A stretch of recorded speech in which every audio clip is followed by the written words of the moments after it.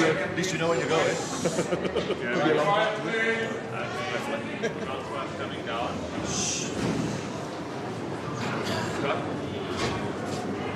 Francois, congratulations. Well done. Joel Dumais, France. Derek Bevan.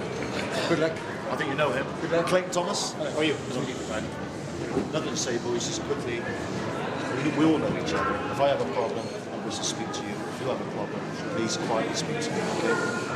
Only you guys. I wish both of you everybody. Okay? Nummer 10 is the guy that speaks in my back line. Joel Stritsky. No problem, Joel. Head? No towel. Sure. Tails. Heads it is. Left to right. Okay? Good luck to you both. Good luck. Do your starts. Out the way here, please. Give a step, please.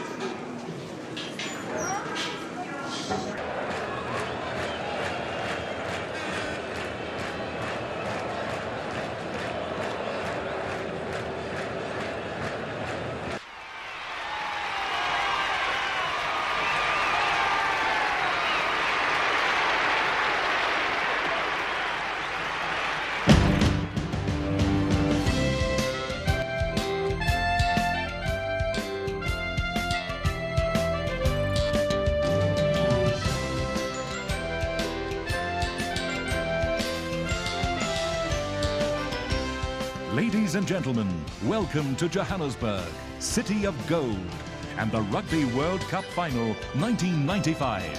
South Africa is proud to have hosted this memorable tournament. This afternoon, we salute all the participating nations and eagerly anticipate a display of sportsmanship and skill in this, the final contest. Which captain will hold high World Rugby's coveted Webb Ellis Trophy?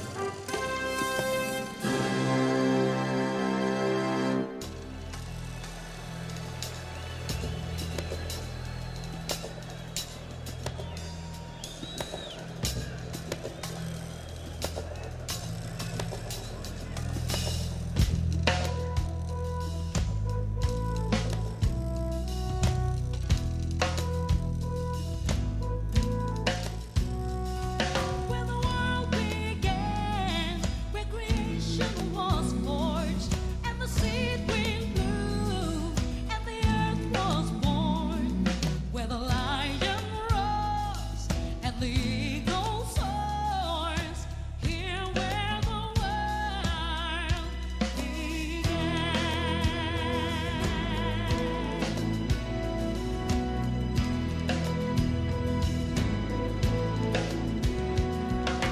Mountains of thunder and mountains of earth, blankets of starlight on this virgin bird, and the voices of angels soared high in the sky, and the curtain rose, and the child became man, became father of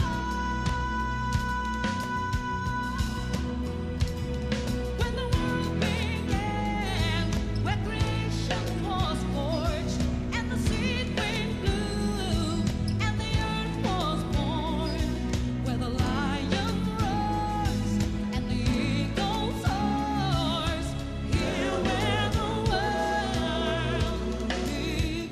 I crossed the bridge, and you blocked the road, and you touched the truth that set your soul, and you dropped the water from the spring of life, and now you're home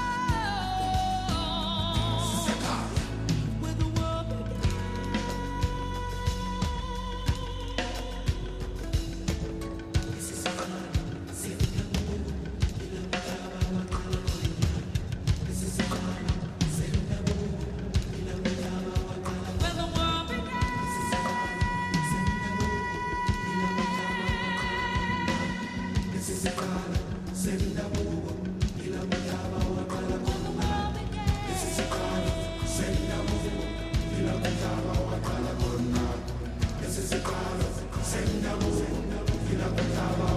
Where the world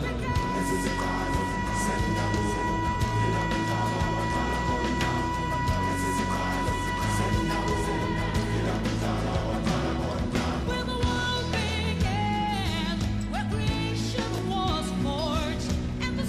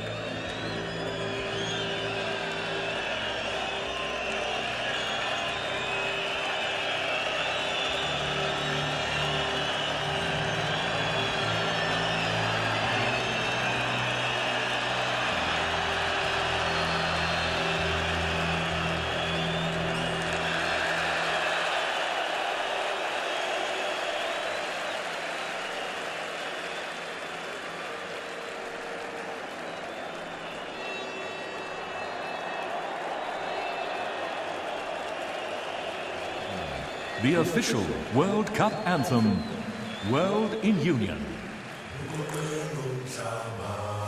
There's a dream I feel so rare, so real. All the world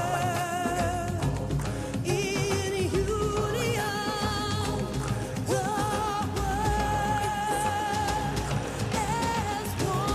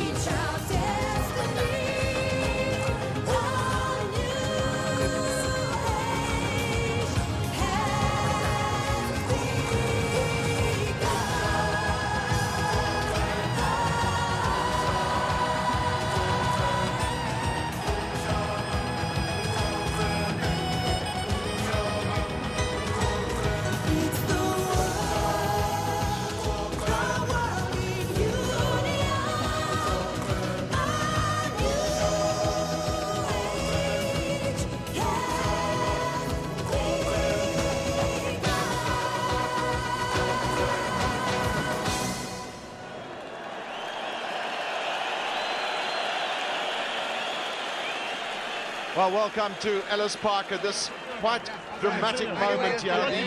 Dr. Nelson Mandela, the President of South Africa, fully clad in the rugby jersey with a number 6 on its back of Francois Pienaar, being introduced to the match officials of the day. And the teams made an early entry into the stadium, and that wonderful rendition of the World Cup anthem by PJ Powers and Ladysmith Black Mamboza to join them as they came out.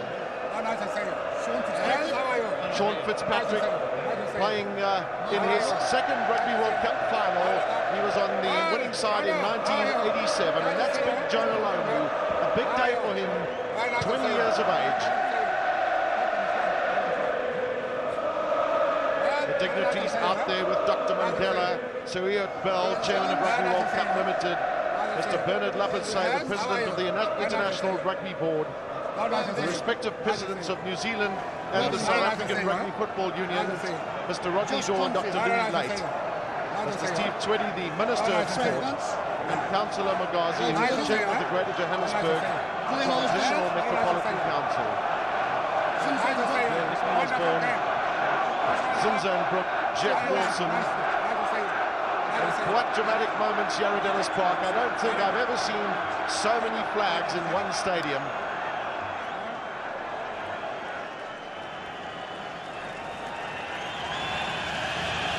Dr. Mandela just lifting his cap to the 62,000 people that have crammed into the stadium.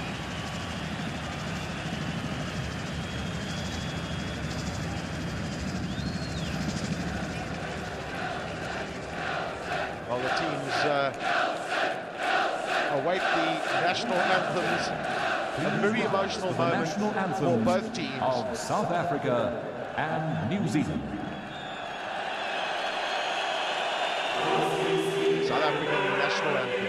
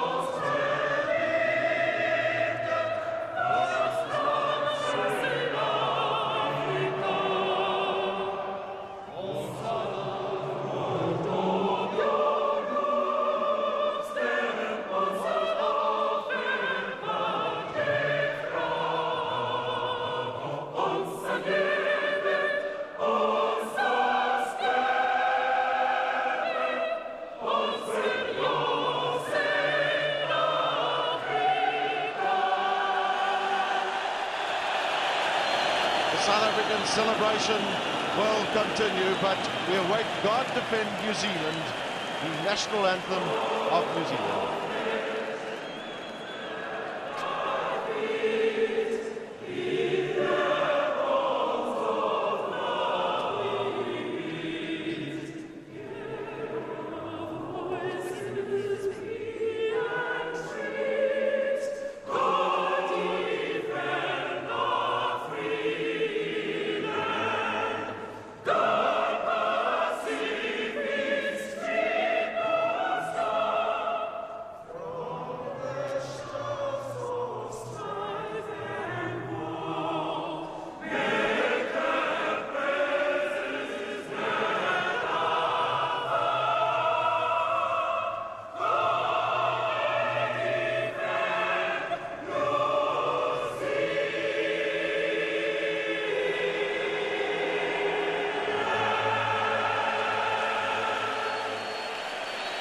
The celebrations have been rather spectacular here at Ellis Park, and we've seen that Dr. Mandela will now leave the field. The celebration's over. We now down to the big game, and we await the haka of New Zealand. It's been almost 3 years since Andorra beat Denmark 3-0 in the initial qualifying rounds for this competition. and the two great rivals of Southern Hemisphere rugby, New Zealand and South Africa, out in the middle at Ellis Park.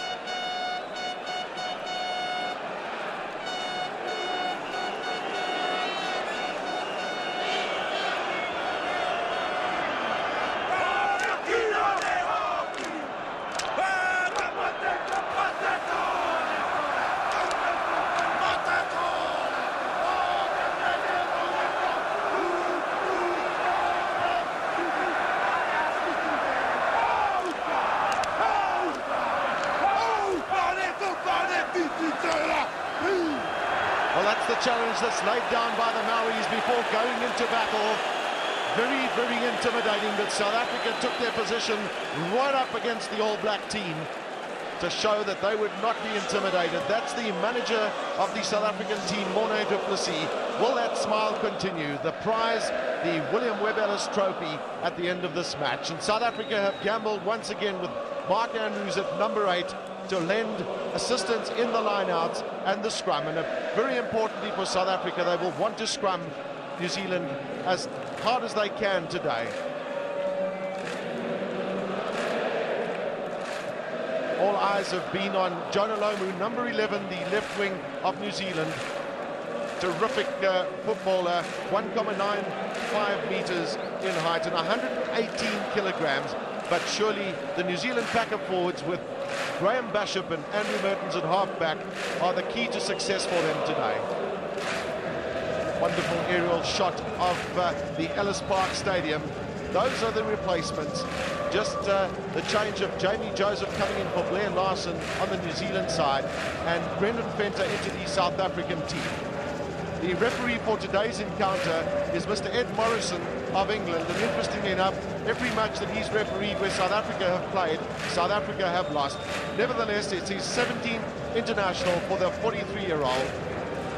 He'll be assisted today as they were shaking hands there with Mr. Joel Dumais of France and Derek Bevan of Wales, who's the most capped international referee in the world. Well, with me today, Chick Henderson.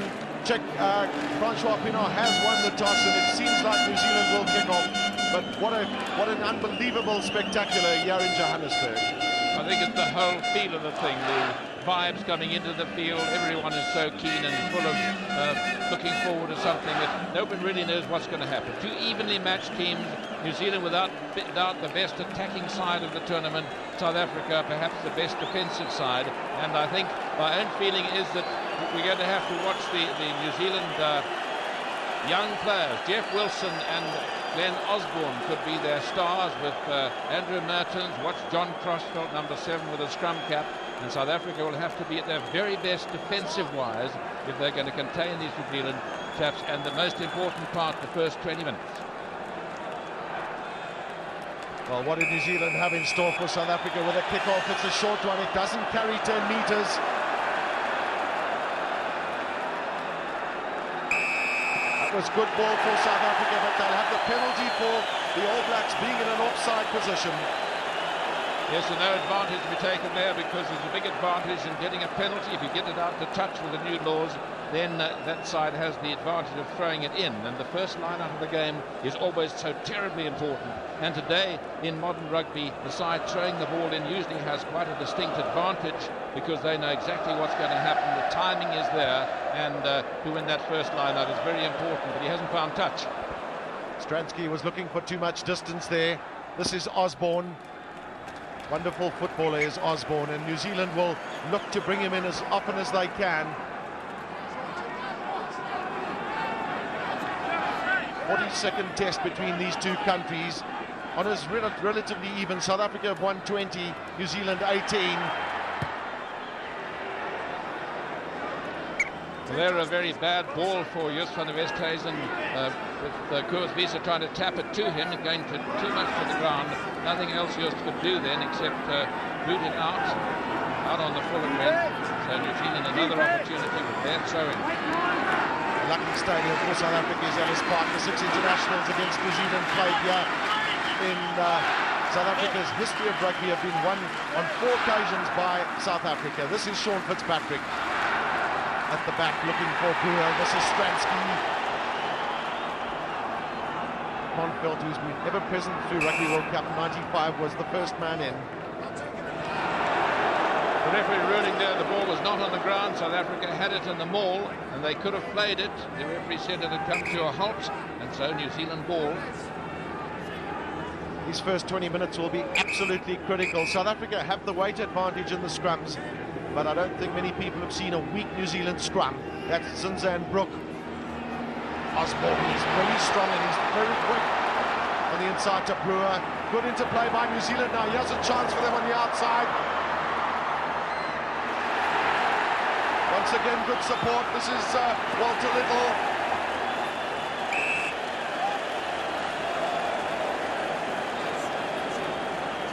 Well, we could see straight away that New Zealand were looking to try and stretch the game to the left to big Jonah Lomu and give him some time and space.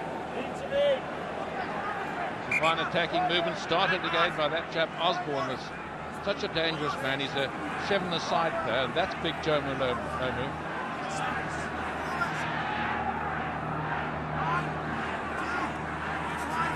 New Zealand have practiced their tactics in the line out throughout this week. Obviously, Ian Jones is an important factor for them in there with Robin Brook. That's Ian Jones. Does so well to create space for himself. That's the tap down to Robin Brook. Andrew Mertens. That's a good kick from Andrew Mertens as he got time to get there. Well taken by Joubert. So far, New Zealand grabbing the initiative. The only really good move coming from them. Joubert under pressure, but he did the right thing by making certain of his touch. And once again, New Zealand in a good attacking position. And once again, they have the decision as to how many chaps will be in the line out and where the ball will go in. So it's really tense stuff with some very hard exchanges in the first 4 minutes. We've had nearly no score. New Zealand will be pleased with their line-out form as it continues. That was well taken in the front. Now Mertens. The midfielders are strong. They stay on their feet. That's Bunt. South Africa get him down.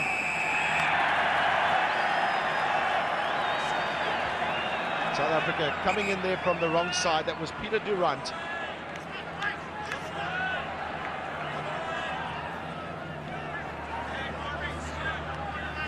South Africa have guarded against giving away penalties in their half in scintillating fashion during this Rugby World Cup 95. That's not a good start for them. Well, it's been all New Zealand so far, territorially, particularly South Africa missing that first penalty was quite cost them quite dearly. It would have been their throw-in, but New Zealand have come back and so far winning the rucks and mauls. And here a very important pick for young Andrew Mertens. Here it is again, and that's Frank Bunt's number 13. And see how the New Zealanders go into this ruck. They really tear into it, and South African on the wrong side. Penalty. First man in rugby history to score 100 points after only 5 matches for his country.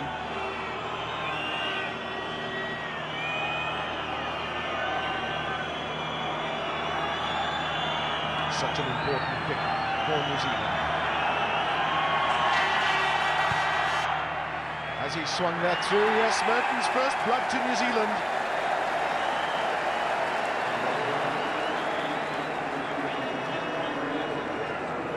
Great all-round fly half is Andrew Mertens, born here in South Africa, in Durban. South Africa's loss is New Zealand's gain. This is Stransky with a restart. South Africa get there in numbers, but they can't control.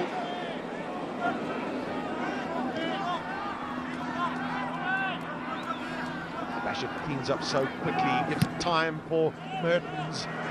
Back foot is Chester Williams. That's a great kick from Mertens. And an even better one from Chester Williams. And good refereeing there by Mr. Morrison, but it's a quick throw-in. Well, this is the switch from New Zealand. South Africa will have to guard against their quick movement. James Small against Jonah Lomu on the inside. That's Ruben Kruger. Rugby waits for advantage. Zinzan Brook coming away. Once again, Osborne. New Zealand stretching South Africa to both sides of the field. Joubert, that was a good kick back from Joubert. Well, I think the New Zealand message is very clear that they're going to try and play the ball wide and use their wings and their very attacking fullback as often as they can. In the last press conference after the last match, their manager said it's attack, attack, attack, and certainly they've used every possibility of attack.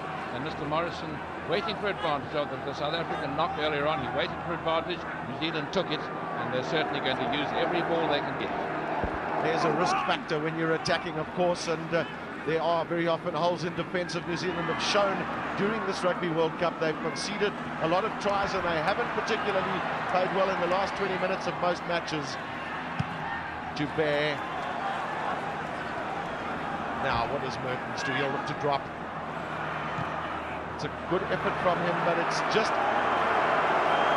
It started off quite well from Andrew Mertens and then just swelled a little bit, but he keeps his side on the attack. South Africa will just want to settle down, maybe win a couple of set pieces, and it's a question of discipline. It would not have been a good move, so they decided to go for the conservative, standard type of dropout.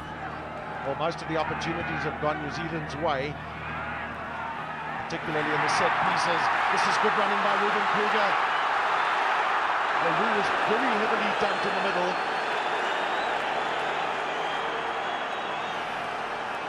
Stransky. Good kick from Joe Stransky. Well, he's got a very important and a vital role to play for South Africa in keeping his forwards going in the direction of the All Black line. Interesting decision there. The referee was going to give a penalty behind the halfway for the high tackle, but he judged that it was advantage for South Africa to get into that position, the best attacking position they've been in so far. And so, once again, Mr. Morrison making use of the advantage law, and South Africa with a good attacking opportunity, but it is New Zealand ball, so they'll have to do all sorts of ingenious things to get the ball. Well, New Zealand have always been great exponents on their own ball in the throw-ins and the line-outs. It continues for them. Mertens.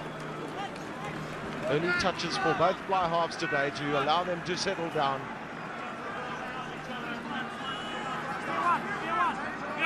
New Zealand deciding to go short line out. They've got Jones, but this is Francois Pienaar.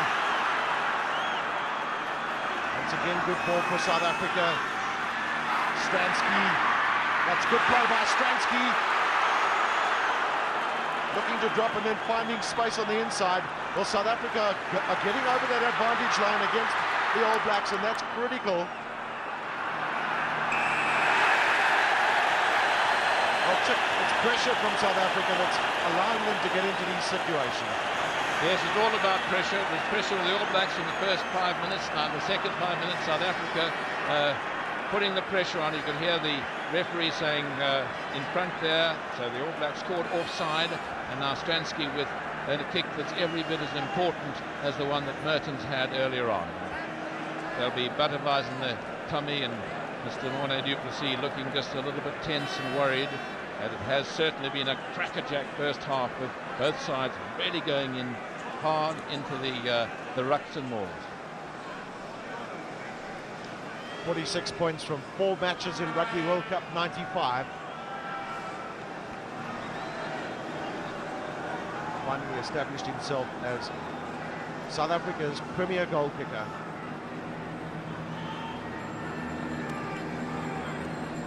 Not a lot of difference between Mertens' first kick and this one at Stransky's. Crowd will tell you if it's over.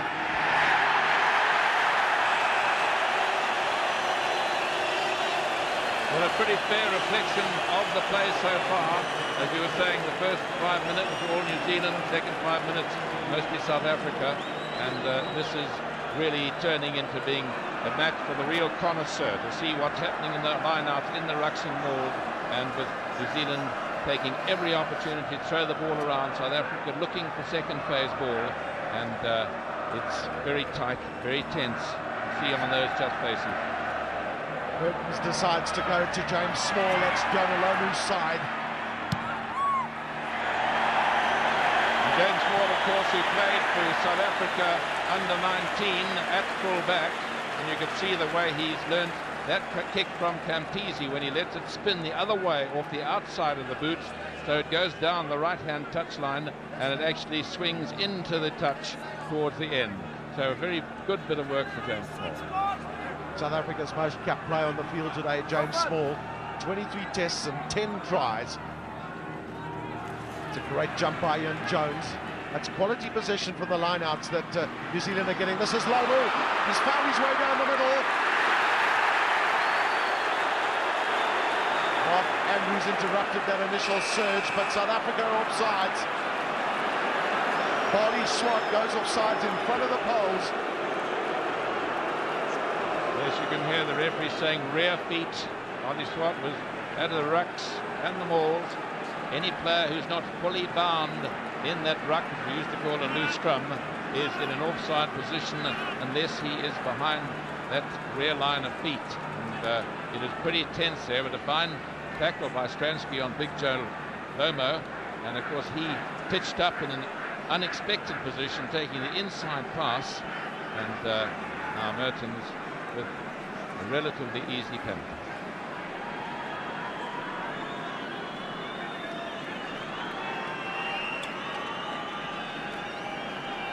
Having got that first penalty behind you is so important. Often this is classified as a sitter, but at this level of rugby there are no sitters. They're all critically important. He struck it well.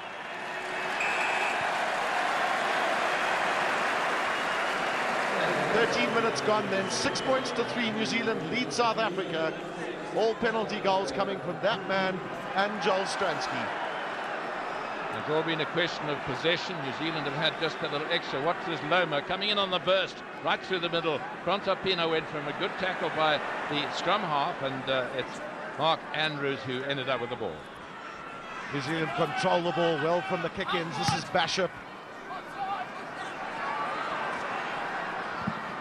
Oh, quite incredibly, the ball bounces on the ground, and Walter Little's in there. Operates almost as a fourth loose forward, does Walter Little. Mertens and then Jeff Wilson. Just look at the good support play from New Zealand. They're all over the place. Again, the rush down the middle for Little and Kronfeld, but South Africa have tackled them behind the advantage line. Well, that's the pressure that South Africa want to exert on New Zealand, because they're going to get the advantage of the footings if they can tackle them like that. And the referee saying New Zealand had the ball in the maul situation and South Africa ball.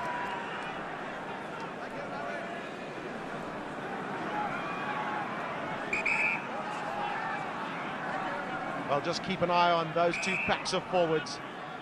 That's the New Zealand reserve bench. South Africa have the weight advantage, and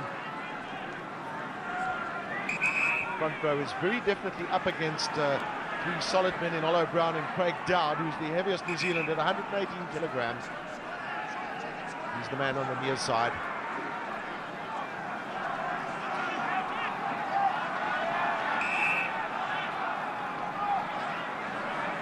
Part of South Africa's game plan is to scrum New Zealand as much as they can.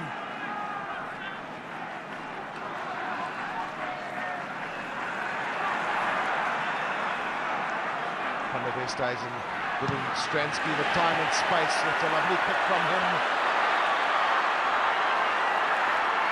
Well, it was well played by Glenn Osborne, because he really had to watch himself. He was right up against the touchline. A little bit unlucky for Joel Stransky. When these hard grounds, the ball can go in any direction. It looks as though it was going towards the touch. In the last minute, it spun the other way, and a quick kick off. That's a huge punt, drop kick from Andrew Mertens, and he's in fact found touch. South Africa guilty of not watching the kicker. The man that went back there was Joost van der Westhuizen, but the question might be asked where James Small was standing. Well, he went right over his head, but that was a very, very long dropout. One thought it might drift over the touchline, but beautifully timed by the fly half, this very promising young fly half, Andrew Mertens. And New Zealand now in a great attacking position. Chris Rousseau's throwing for South Africa. Just 4 men in. 2 props and the 2 locks. Mark Andrews, in fact, came in. This is Chris Rousseau. No problem, okay? No problem. Well, the repair damage is not that helpful to South Africa because New Zealand have the throw-in. There's 2 men in for both teams. In the front, it's Brook. Brook can't take. South Africa will have advantage. Stransky, plenty of time. That's a massive punt from Stransky. That's a good reply to Andrew Mertens' drop from Joel Stransky, who had a very fine line up against the touchline. South Africa having to fight their way back from being on their own line, because territorially New Zealand have had the better of the game in the first 17 minutes. Well, a lot of possession early on in this match went New Zealand's way too, but South Africa clawing their way back. No players can take, but it goes straight through to Basham. New Zealand once again looking to play wide. This is Jeff Wilson. On the outside is Osborne.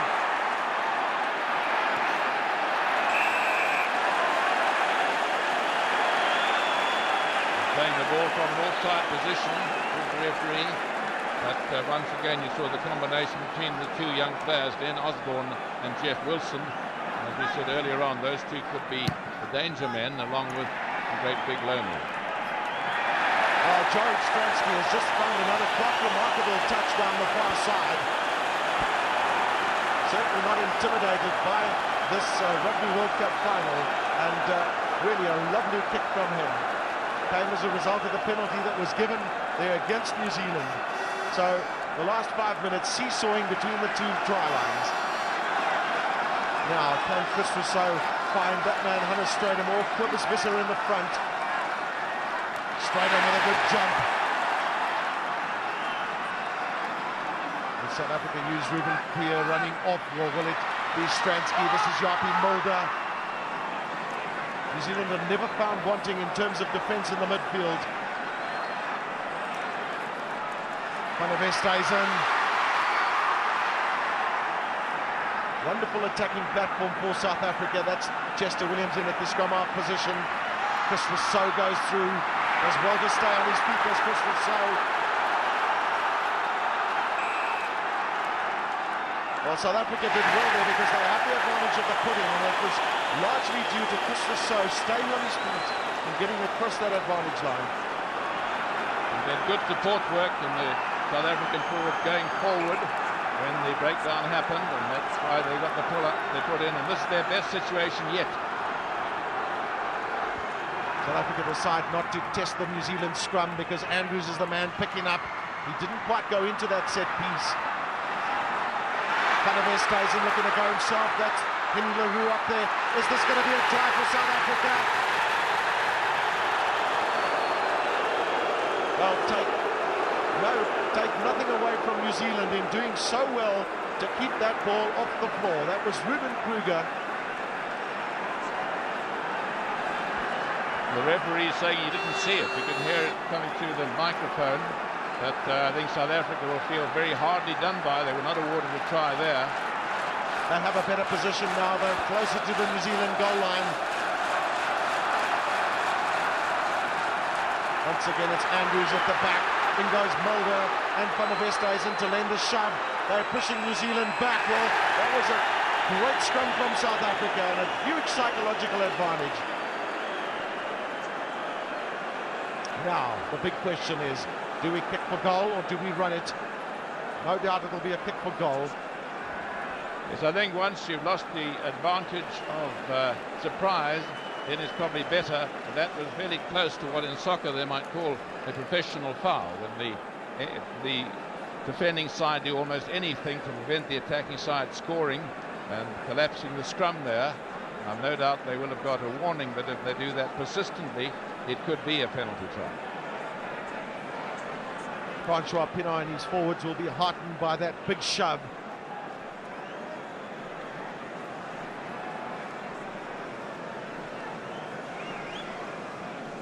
Crucial role of the kickers continues.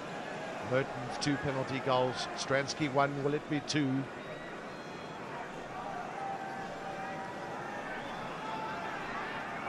Dead quiet in the stadium. Stransky again.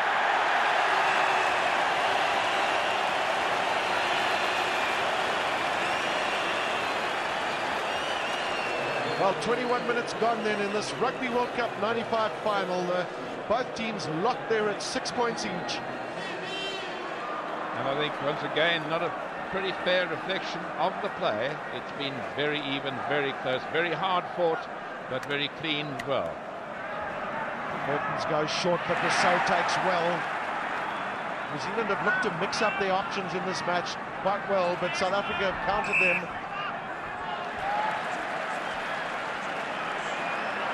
That was good refereeing by Ed Morrison, because that ball was lying very, very close to one of the South African players' heads. And in the interest of safety of the match, the referee decided that it will be a scrum down South Africa's ball. Yes, that was very tense ruck, and the referee saying too close to the head, it was a Springbok head, and the boots going in, but it's in fact the New Zealander who's down. But the referee's handling it well, Gavin, because it is very rough and rugged out there, and he's just not allowing the rucks and balls to go on too long. As soon as it looks as though danger's going to start, he's playing it up. And it's one of the New Zealanders loosening up. So that Mike Brewer, is it? That's Mike Brewer, went down with an ankle injury. No doubt he'll be replaced by Jamie Joseph, but he's going to stay on this field if it takes whatever it takes for the player from the great player Mike Brewer. This is Joost van der Westhuizen taking some pressure off Stransky with that kick. This is Osborne.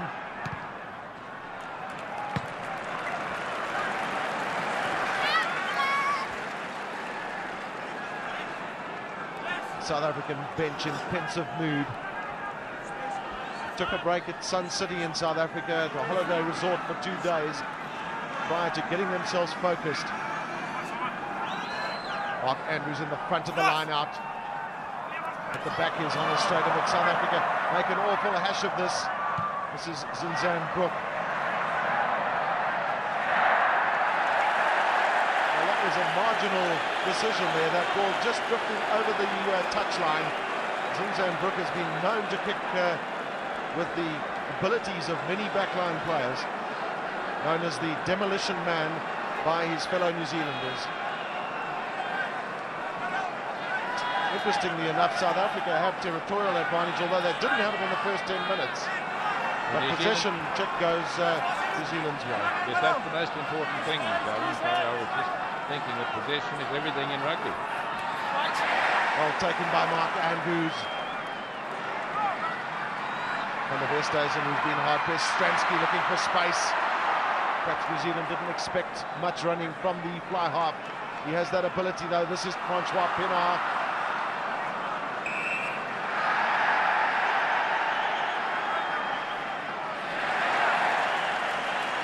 Well, South Africa have been playing with a lot more purpose in the last 10 minutes. The possession that's come their way has been well used, either by kicking out of hand or the driving in the rucks and mauls. Once again, Andrews looking to pick up at the back of the scrum. It's not always the best option to run from. This is Van der Westhuizen. South Africa all over New Zealand, but New Zealand do well to come away from that. It was an early knock-on, so South Africa will have the advantage of the pull-in. And once again, will they have the strength, the nerve and the power to push that New Zealand pack back? A fine little piece of work by Joost van der Westhuizen. He loves to do that. That was his kick ahead, and there was the knock-on. And Joost van der Westhuizen, number 9, right there, trying to cash in on it, but it didn't, so it's the advantage and South Africa scrum. South Africa will put everything into the scrum. Andrews at the back.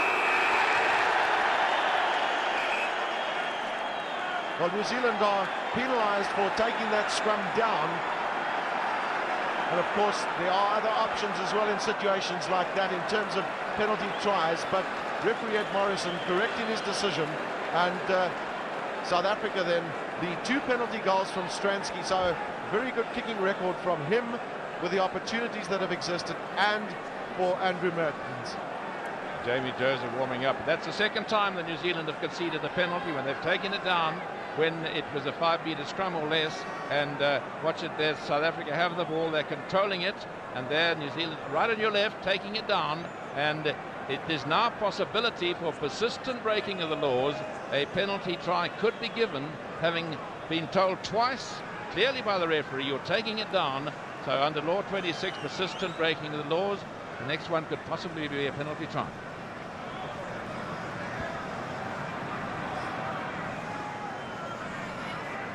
Stransky's record in Rugby World Cup 95 is an outstanding one. Certainly has grown in confidence. It's a good strike from Stransky, but it doesn't curl in like it very often. Very often those kicks of his just curl in from the right hand upright.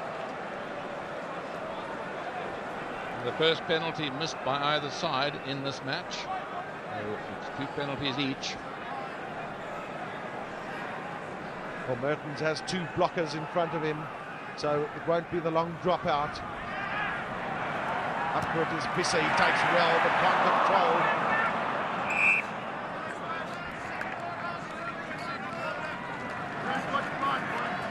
South Africa have been using the weight advantage that they have in the scrums rather well, particularly in attacking situations. Craig Dowd, who's the man down at the moment. Of course, on the touchline is Richard Lowe, also a man with a wealth of experience for New Zealand. There we have the things here, For both camps, injuries are one of the hugely concerning factors.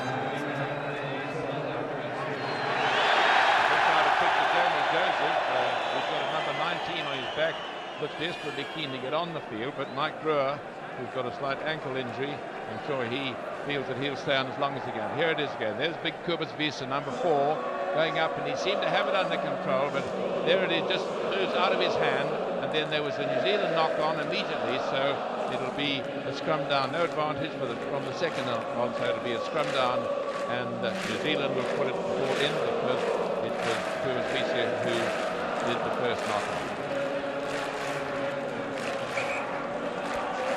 Big man's back on his feet, all 118 kilograms of him. This is Jonah Lomu again.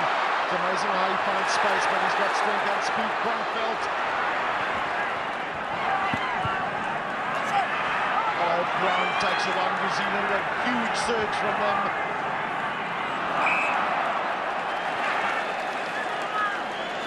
Well, South Africa will be relieved that there was a knock-on as they came surging through, but once again, Jonah Lomu is showing that he doesn't need that much space to be a really dangerous runner.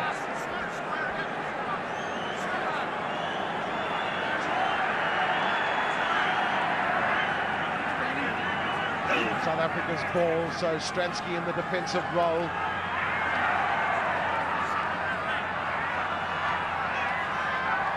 was well played by Van der Westhuizen because he gave him the space to be able to do just what he did there. This is Osborne, but that ball was out. Well, it was either out or it was a knock forward. Well, the touchdown put his flag up, so he must indicate that it was out. But Osborne trying to chuck it in. If he'd caught it first, of course it would have, if it had gone out already, he could have thrown in a quick one, even to himself. But that was a good kick by Stransky, taking advantage of South African possession. Robin Brooke in the front for New Zealand up against Cobus Visser. Once again it's Ian Jones, but the bounce is unkind to New Zealand. Van der Westhuizen, he does well. It's James Small and Chris Rousseau. South Africa playing with a lot more purpose. This is Mark Andrews, finds some space. Andrews and then Cobus Visser. Once again, good ball for South Africa. Can they make something of it? Rousseau for the 3rd time involved in that move. Ruben Kruger. Now to stretch it, Stransky. Down the line it goes, and this is Andre Joubert. New Zealand really have been equal to the task with those South African thrusts in the midfield. Stransky's got lots of time. Can he get it straight? Yes, he's got it. South Africa go into the lead for the first time in the match. Well, that came from continuous Springbok pressure. They got a ruck ball, then there was driving and driving and driving. Another good ruck ball. Here's the last ruck ball. Back it goes to Stransky. He's got space and time, and that's a beautifully executed drop goal. There was the head down, the follow through, every inch. So all the points to Stransky with 2 penalties and a drop goal against 2 penalties by Merton. Just the 8 minutes left in this first half, and a titanic struggle here between the 2 kings of the Southern Hemisphere today.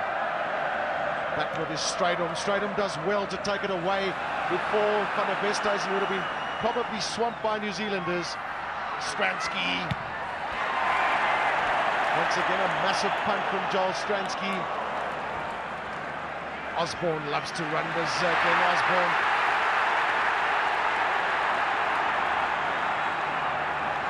South Africa have it again. Can they make something of this? Henny LaRue. Good option by Henny LaRue because Chester Williams is on the outside. The bounce is favourable for Ruben Kriel. South Africans need to get there in numbers. They were a little slow in getting to the point of breakdown.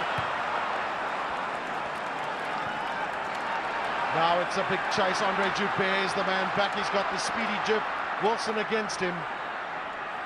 Well, that was so disappointing, one feels, for South Africa. They were right on the attack and couldn't control. Yes, there is. Ball retention is everything. You see, South Africa have one more ball in open play, but that was the vital one. Then it was Ruben Kriel who was in possession when he went down, and after a very torrid ruck, he came back on the New Zealand side, and that long kick and Joubert safety first tactics, as Jeff Wilson was very quick in chasing up after him. And Joubert, of course, up in the line for the previous three-quarter move.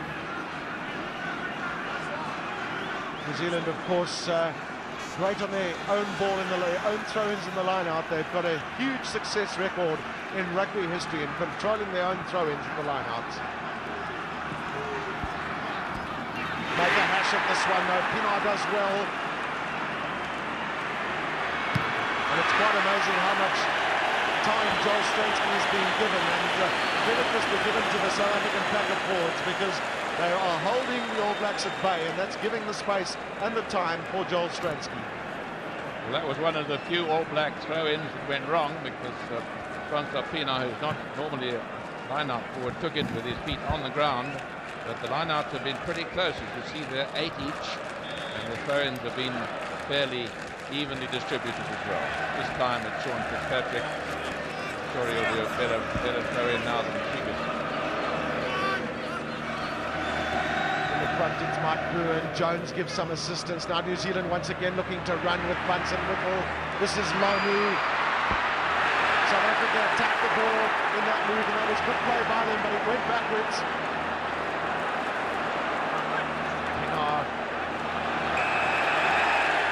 New Zealanders went flying over the top. That was great down.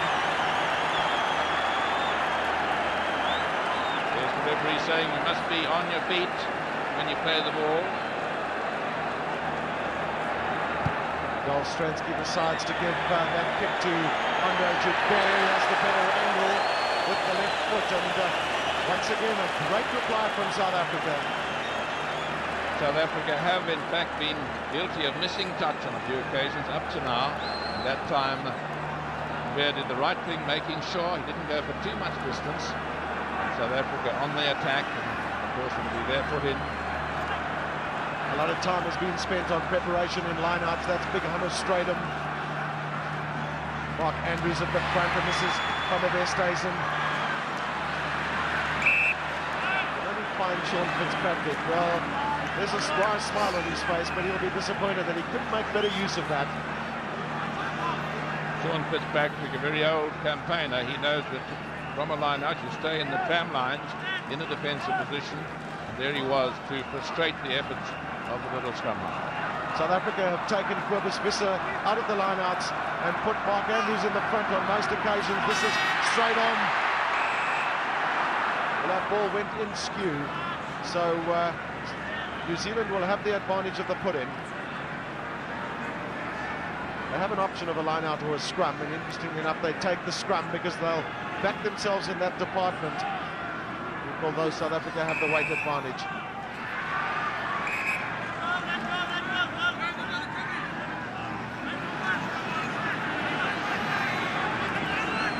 Graham Basham has been a real live wire for the All Blacks in Rugby World Cup 95.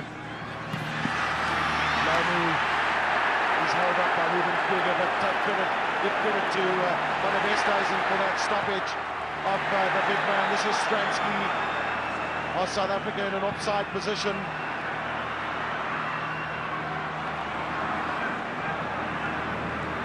Ronfeld.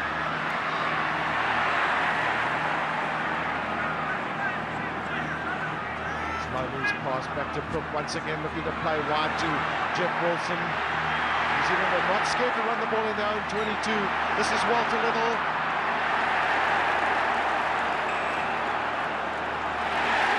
Well, we've always said that there is a risk factor in the type of rugby that New Zealand play, and they are happy to continue with that. Walter Little knows that he was the man that gave away that scrum to South Africa.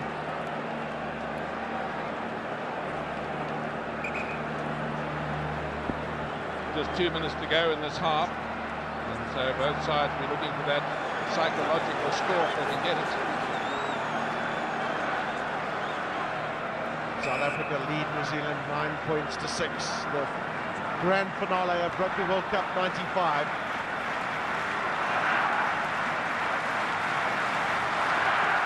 Now, what does Stransky do if he gets this? He has options. Andrew can't control. South Africa have got to stay on their feet and going into those rucks there. That was Francois Pienaar. Mike Brewer down again on the field. Well, that's breathing space for both teams. Here the referee threw the effects mark saying, "An accident, boys, I saw it." And that's picked up by Andrews. There's the knock forward. And Francois Pienaar going in. I think his knee going in towards Mike Brewer's back, and then Jamie Joseph again, he seems so keen to get on the field, and Mike Brewer keeps on saying that he wants to finish this game, and they're both two pretty tough characters.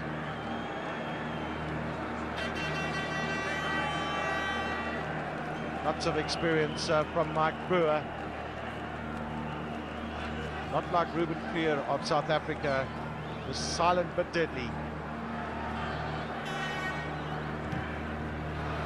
He's probably a prodigious punter of the ball, but he will not want to sacrifice accuracy for distance.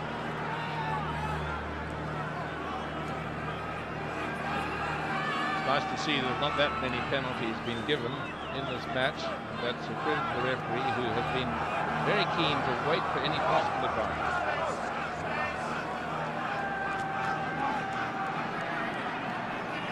Fitzpatrick has options. He looks for Jones and finds him. Now Mertens with a big pick. This is Chester Williams with his first real touch of the game.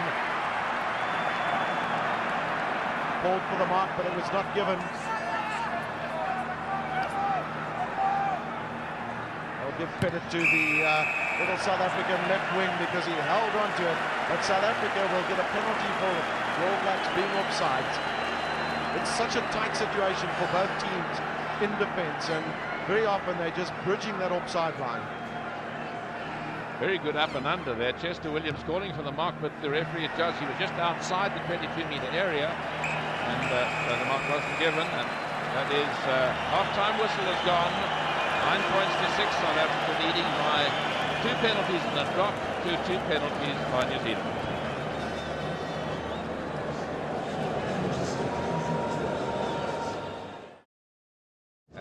It is one for the chaps who's come to see lots of tries scored, but yet they have seen some pretty enterprising stuff. They've seen Jomo Loma in full flight. They've seen a couple of tackles on him, and they've seen some lovely running by the New Zealanders, and the magic of this young fly half Merton, who always seems to be in the right place at the right time. They've also seen some good forward play by those South African chaps there, Mark Andrews, Ruben Creer and Pienaar. There he is at the right of the screen. They're giving the captain's half-time talk. So South Africa, I think, will be quite pleased with some of their driving, some of their ball control.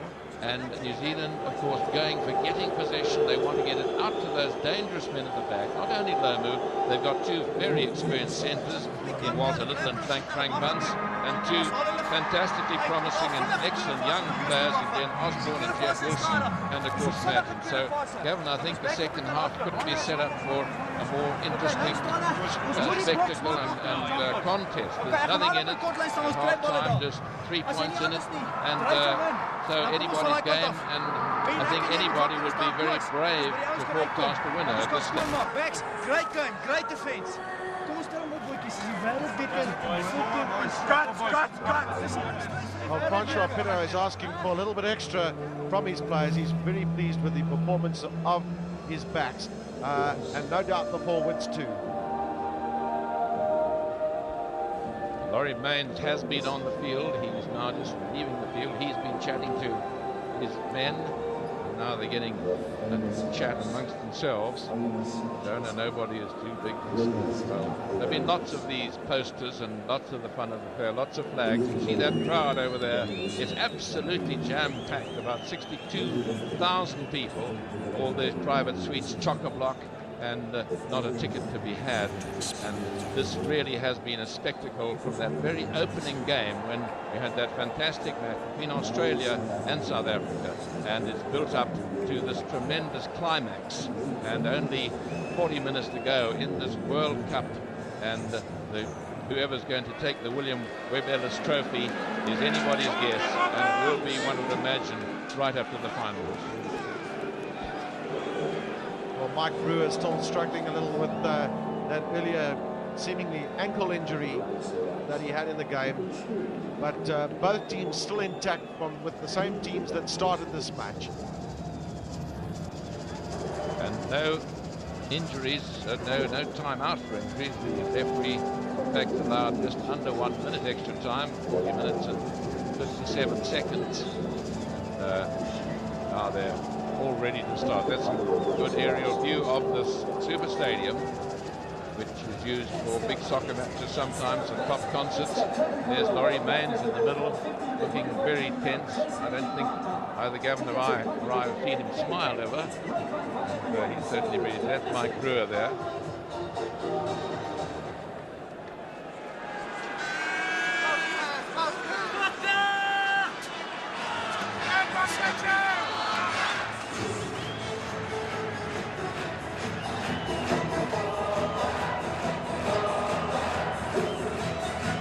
Plenty of music in the stadium. That's Chester Williams, always time for a smile.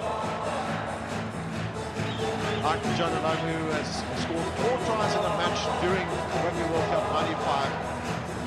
That's Barney Swart, who has been struggling with a groin injury throughout this season.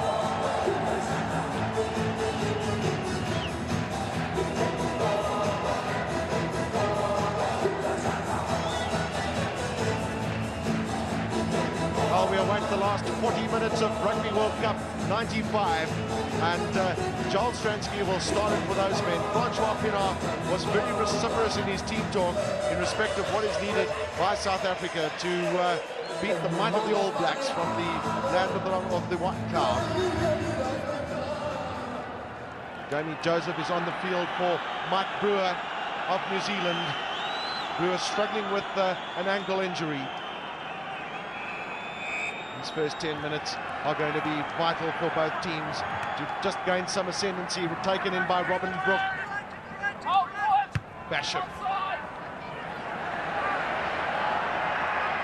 Chester Williams does well to catch, and that's a kick back to Mertens.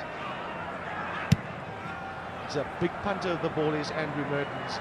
That's an excellent kick from him with very little room to move in. Now, can Jabir reply? Well, it's quite amazing how the players seesawed between the try lines in the first half. And New Zealand will be thinking about the many games that they've played in Rugby World Cup 95 where they've slackened off in the second half, and they'll be ever mindful of the need to keep the impetus up. Jones to Bashop and then Olive Brown down the middle. Big and strong New Zealand are great ruckers, great drivers of the ball as Joseph takes it in, and then Mertens. This is Lomu. Part of their game plan was to play around Lomu. Nobody can bring Walter Little down. Mertens with as much time as Stransky had with a drop. Is this through the middle? No, just past the right and upright.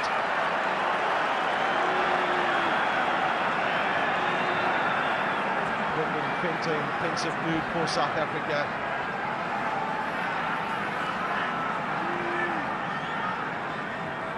And New Zealand always starting off with tremendous fervour. Here's the drop goal again, and it looked as though it was going straight, but just swung away. And New Zealand, as they did in the first half, putting everything into the next 10 minutes to try and get that same all-important lead. Well, that's an indication of how important territory is in this match. Territorial advantage. Stransky with a long, deep kick, and then Lomu fighting off a couple of South Africans. This is Jeff Wilson. He's got pace. Support was a bit long coming from New Zealand, but they've done well to clean up. Was that a knock-on from Craig Dowd? Referee says no. Mertens' hoist for Joubert. That's gone a bit too far and a bit too deep. Well, Andre Joubert has been absolutely outstanding throughout this Rugby World Cup in terms of catching those high balls. And a good time to mark, because he'll get all his players behind him and let them all settle down and no doubt concentrate and get his touch. Well, that's screwed off his boot, taken by Osborne. Always looking to run his Glenn Osborne. And then Lomu runs off him beautifully. The big man steps out of 3-4 tackles. Again, Jeff Wilson on the outside. The switch right now, Pinner. That's a kick through from him, but he's up against Jeff Wilson again. Oh, Wilson displaying the skills in picking that ball up that you would expect from a man who's played cricket for his country. He won't be too happy with a kick. It slid off his boot, and that was good, enterprising rugby by the Springboks, taking advantage, real opportunist stuff, and that's the reward, getting onto the attack, and that's what they will want in these first few minutes. Just over 3 minutes gone, and it was the Springboks throw-in, so they can dictate where it's going in the line-up. Their backs are lining deep. This is a good opportunity for them. Could we have expected a tighter final in the Rugby World Cup? Well taken by Visser. Difficult getting momentum against the All Black pack in terms of the rolling balls. It's Ruben Keir is squared by Craig Dowd. That was good play by Craig Dowd. He wasn't offside, got himself round there, and South Africa was slow with the release. Now the crowd think it was offside, but the ball was actually out. It was in the hands of the US van der Westhuizen, and you could hear the referee through the can saying, play on, play on.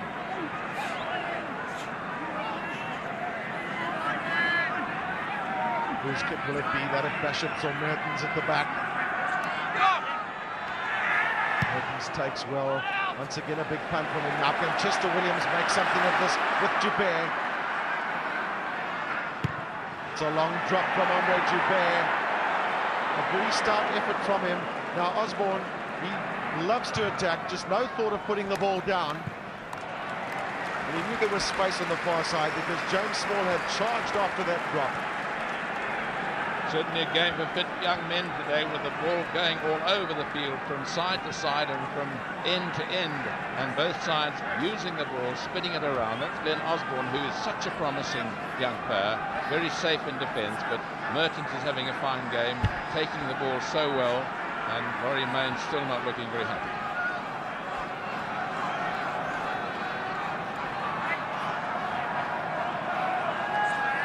Chris Rousseau's role was always going to be important in the throw-ins and the line-out. New Zealand closed that space too quickly, so South Africa have the free kick. Now, will it be a big up and under from them? The positive movement is no, we're going to run at them. This is Oosterhuis. That's positive from South Africa. Mulder, James Small across, and Chester Williams. Well, South Africa didn't gain a lot of distance in terms of that running. There was very much a lot of lateral movement, but psychologically, that was an important strike for them. Yes, they were crowded into running across, perhaps too many men in that. They might have tried to skip pass, and James Small, his final pass, not going to chest audience. Lots of experience from Fitzpatrick and Jones. They've played many tests together. Once again, New Zealand looking to find Lomu who can't take. And the All Blacks are being held into mistakes behind their advantage line by the fact that South Africa are closing in on them so quickly on the first time tackling. Yes, the Springboks saying that they're a great defensive side, and Lomu making a mistake. Now a good attacking position for South Africa. All the South African backs have grouped themselves on the near side. Joubert, and this is James Small. Can they make something of this? Small can't pick up. This is Pinar.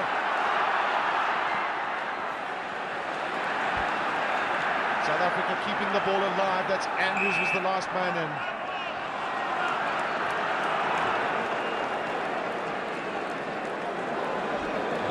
Judging there, the ball was not on the ground, and if it had been on the ground, it would have been a scrum to South Africa. But he's given it to the All Blacks, saying that the ball was still in the hand, and therefore was a ball. Jamie Joseph on the near side, flank position for New Zealand. Close side, they've got Josh Kronfeld on the open side. South Africa using the weight advantage in the scrums to hold the All Blacks. Well, Mertens has done well considering the fact that Ruben Kruger and Joost van der Westhuizen in particular have been breathing down his neck all match. Certainly is a young player full of talent. South Africa with the props and the locks in the line-out, taken well by Stratham.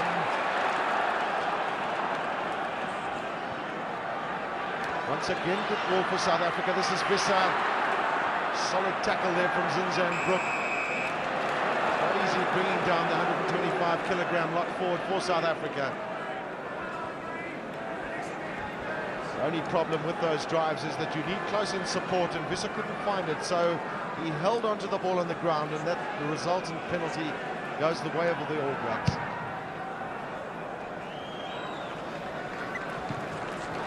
Yes, Cobus Visser looking as though he wanted to play the ball back, but immediately there was an All Black on him. Let's see if you can pick this one up. There he is with the ball. He's trying to play it back, and it's also an offence to prevent the tackled man from playing the ball. So a decision perhaps a little harsh by Mr. Morrison there. Will it be Jones in the middle once again from Fitzpatrick? Jones with a tap down. New Zealand playing a fair bit of their rugby behind the advantage line, but such is the strength of the men in the midfield that they can keep the ball alive. Jeff Wilson, he's got Fitzpatrick on the outside. Good running there by Walter Little. It's not often you see Walter Little being put down on the ground.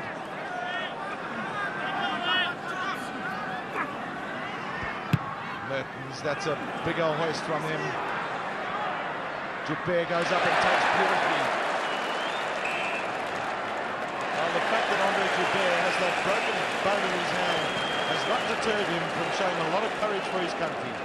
That, of course, is an application of the law that changed only end of last season. If a man is receiving the ball, is immediately enveloped, there he is, he's enveloped by other players, he cannot play it, and even though the All Blacks are going forward there, it is the South African ball.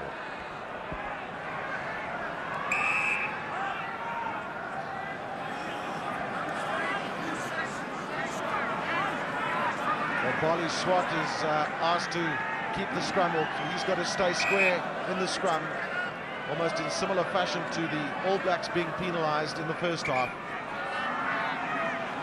Big pressure on South Africa's anchor in the scrum.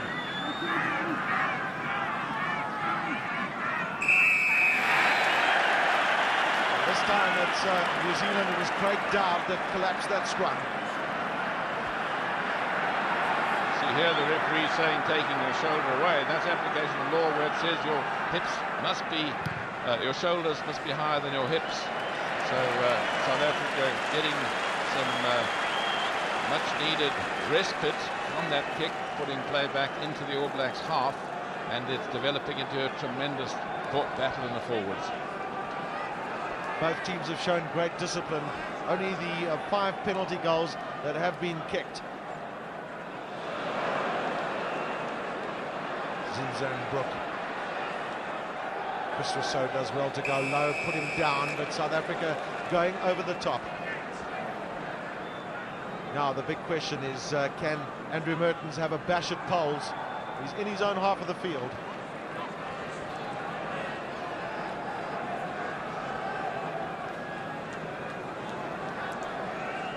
Yes, he's decided to have a go. Well, I think it's always a good thing to have a go if you think you've got even the remotest chance of getting there. And of course, here up at nearly 6,000 feet above sea level, the ball travels probably an extra 7 or 8 meters as against down at sea level. And one has seen balls kicked from here. Here's Brook going in, tackled by Stradum. You said a South African playing it on the ground. Yes, Zinzan placed the ball back, and there was a South African playing it on the ground.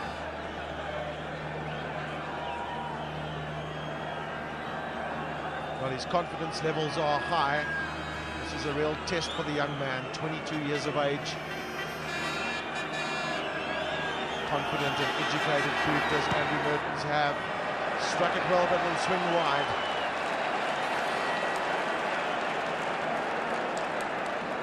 Well, 55 metres is no real bother in terms of the length of the kick. James Small playing a bit of cat and mouse with Jonah Lomu.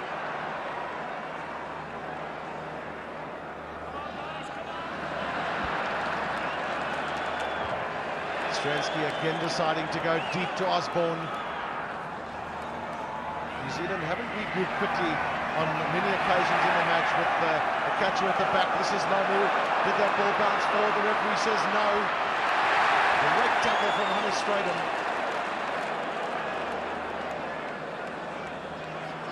Jeff Wilson has found some space during this match and has not been able to make much of it.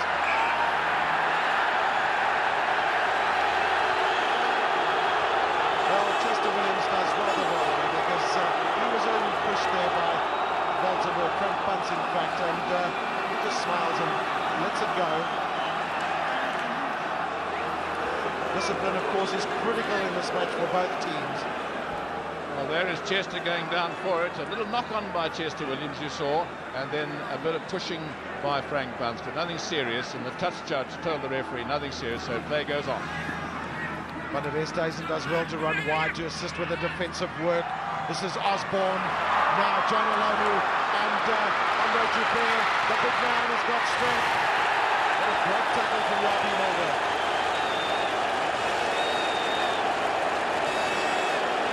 That was good cover defense, and that is the way one can get a big man, coming across and getting him against the touchline, and Yapi just giving him a little push for good measure.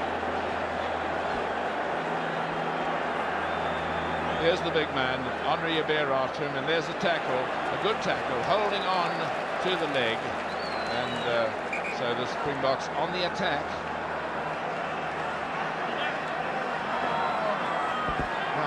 Stradum, vital role. Mark Andrews, Quibus Visser in the front. New Zealand get it.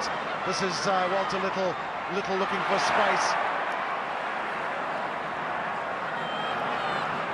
Once again, New Zealand decide to go left, but this is Mertens' drop. It's there. So the score's absolutely level. Each side has a drop. Each side has 2 penalties, and it certainly couldn't be more even. And the All Blacks doing very well to drive up to such a good attacking position as they did then. And here it is again, the ball coming right out. And there, watch the ruck ball. That's good, second phase. And there is a drop attempt, just pulled to the right of the posts. And so 9-all. Robin Brook has taken well for New Zealand and given Mertens that platform. Once again, a massive punt downfield. Well, you'll see number 16, Mark Ellis, coming into picture there. He's replaced Jeff Wilson. That's the young Jeff Wilson. Not looking very happy with himself. Well, Mark Ellis, the primary try scorer for New Zealand in Rugby World Cup 95, has test experience. So Jeff Wilson and Mike Brewer having left the field for New Zealand.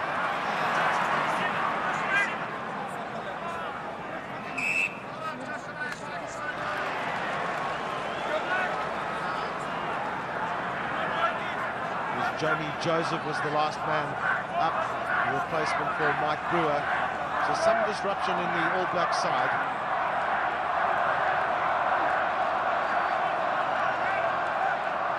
Joseph stands off. Mertens looks to launch on the far side again. This is Osborne. He was unmarked, was Glenn Osborne. Great running from the New Zealand fullback. Well, New Zealand said that part of their game plan was going to be to play off Lomu and use Glenn Osborne, man in picture, and Jeff Wilson as much as they can. And it's worked well for them in this match. That was a very clever move with all eyes, Springbok eyes on Lomu. And then, yeah, that's a good possession. Out it goes. A long one to the fullback. And he's got tremendous rugby ability, tremendous speed. And only the cover defence, see the 4 green jerseys, they managed to run him in. Vital throw for Chris Rousseau. Peter Durant takes in. He's never been on a losing side for South Africa.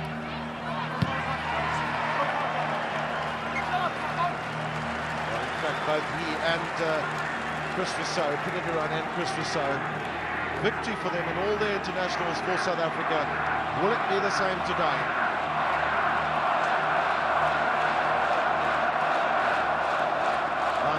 All 17 minutes gone in this second half. That's Ian Jones. He's been a pillar of strength for New Zealand in the lineouts. Standing just behind Robin Brooke. Once again, the tap down coming from Jones. Now, is this Mertens again with a drop goal? He struck it high. No. That's the third one he's tried. He missed 2 and got 1, but it wasn't wide by much. Once again, good New Zealand possession and just pushing it this time. Stransky hasn't used the preferred option of the short kicks to the forwards from the dropout. This is the first one in the match. Joseph. I don't think too many men would meet a man the size of Peter Durant will get past him. Young diesel mechanic from the Free State, Peter Durant.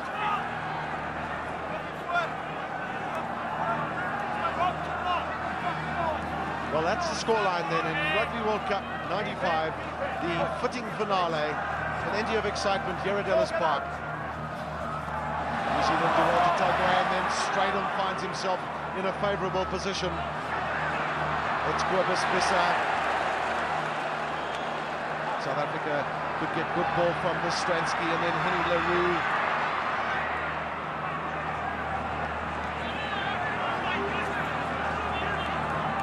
Now Williams Fernandez doesn't kick for space, yes. Back foot is Mark Ellis. Mark Ellis has got plenty of pace as Mark Ellis. On the outside to Walter Little, and then John Alano, but the pass was forward. Well, South Africa will feel a little bit hardened by that forward pass because they only managed to get around James Small. Just a friendly little tap of the hand from James Small and John Alano. They know they're in a massive contest here today.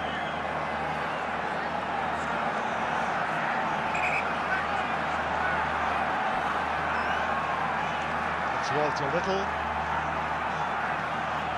Andre Jabez moved up into the back line, looking for the short pass. South Africa still have possession. Van der Westhuizen on the outside to James Small.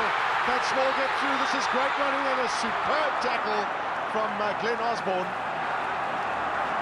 South Africa found space on the far side. Can they stretch it wide enough now? This was so at scrum half. Mark Andrews finding a wall of black jerseys. Stransky. Help coming there from Henny LaRue.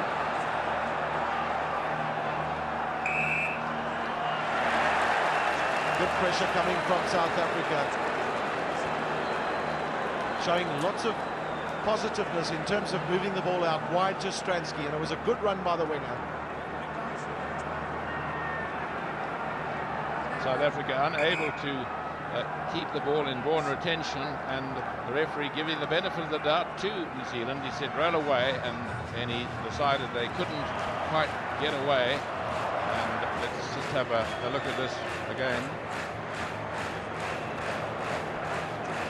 Well, Henny LaRue just getting some repair damage there from the medical team of South Africa. And here it is again, out there. And that's James Small. He sees a bit of a gap and trying to pick up some help from inside, but Lomu was between him and the man he wanted to pass to, and there in goes Osturanch. That's where they wanted to get the ball, and there was an All Black on the ground. The referee said he could not roll away from it. Now, what option do South Africa use? That's Andrew at the back. Once again, James Small has a chance. This is Andre Joubert. Well, New Zealand have such a well-organised defence. It's so difficult to get through, and complementing really what South Africa have shown in Rugby World Cup 95. Good, solid defence when it's needed. Despite the fact that New Zealand have conceded so many tries and relaxed themselves in the last 20 minutes of the match. Well, that's not likely to happen in a final at this level. Jones, as he's done on so many occasions for New Zealand.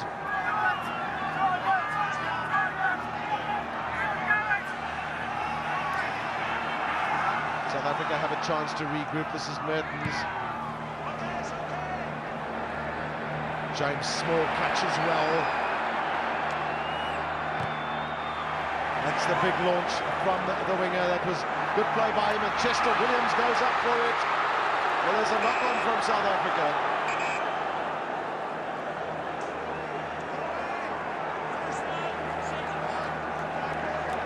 There's two knock-ons. In fact, South Africa was the first, and that's why he couldn't wait for advantage. But not a bad effort by James Small, but giving away the advantage now to the All Blacks. Both teams have kept their errors down to the absolute minimum that is required in a match of this nature. And Andrew Mertens has very often been the man driving South Africa back into their own half. And New Zealand, having started to win the line-outs with more consistency, at one stage of 8-all. You saw a moment ago New Zealand quite well ahead in the line-out count, and it's been mostly that great line-out forward, Ian Jones, who seems to pop up all over the place, and Andrew Mertens have had such a good game, controlling the game with all the good possession that he's been getting in the last 10 minutes. And that's been through kicks and, of course, running it out to those dangerous backs of his. New Zealand take through well, gain the momentum from that ball-turned ruck, and then this is Walter Little.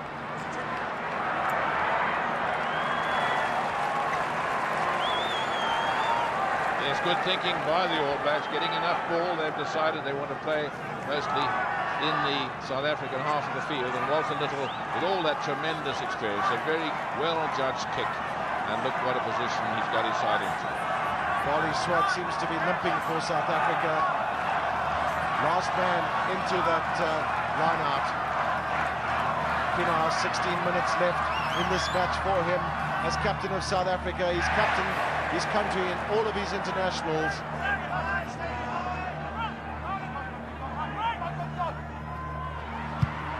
Stransky. Well, Stransky's wanting to show that he's equal to anything that Andrew Mertens can show for New Zealand. 9 points all. Heaven forbid, Chick, that we have a draw at full time. Well, I think the rules of the tournament are that they share the cup if there are no tries scored in the match.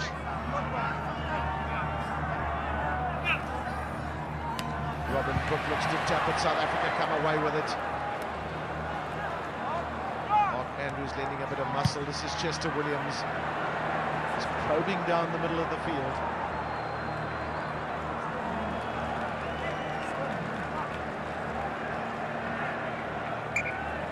Both teams are very wary of making mistakes, and as we've seen so often in recent rugby, there are kicks down the middle of the field just to gain territorial advantage.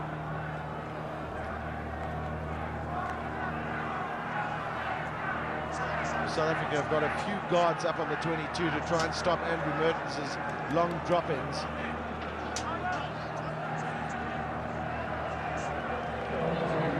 Graham Bishop just getting some attendance. Well, the man on the replacement bench is Ant Strawn, and he'll come out for a while if Graham Bishop leaves the field. That, of course, is not good news for New Zealand. Well, of course, it's blood, and so you hear the referee saying blood, guys, so he can come back as soon as he's stitched up. But Ant Strawn is a very experienced player. He played out earlier this season for North Harbour, and he had a magnificent game on that occasion. Mertens, as he's done so well with the kick-ins.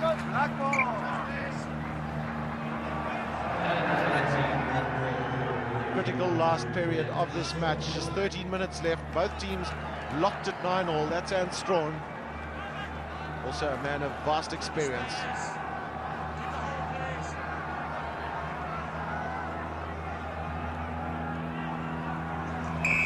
Well, it went to the back and there was virtually nobody pushing there. South Africa had closed the gap between the two lines. Strawn gets himself in quickly, and this is Mertens. It's a long kick from Mertens, but it was out on the full. James Small had done well because he was guarding that far touchline. Mertens, no real bother for him. He's kicked so prodigiously in this match. South Africa had a better territorial advantage in the first half, but New Zealand have been creeping back. Well, Chick Bali Swart once again looks like he's struggling, and one wonders if he's going to leave the field. And the replacement for him will be Gary Pagel. Well, Gary Pagan's a very fine player, but he is a man who's played nearly all of his rugby on the tight head side. And, of course, if it's a scrum now to start again, the referee says wait for the replacement because there is a front row forward involved, but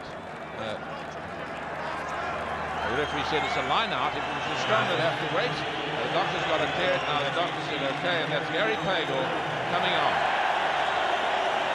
Well, what a big day for the young man from the Western Province. He has no time to get himself into this match. Just 12 minutes left, but a great opportunity for him.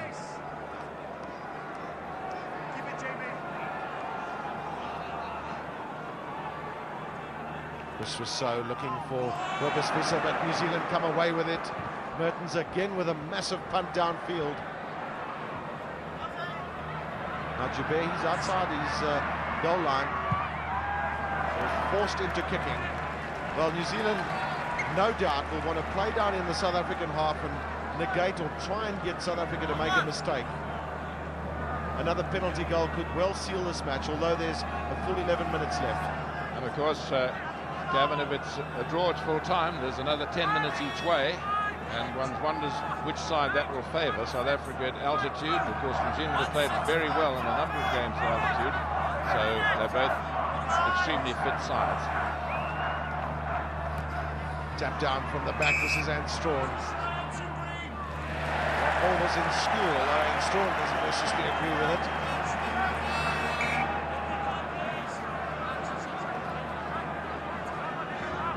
Well, the last 10 minutes will be a question of huge commitment from both teams.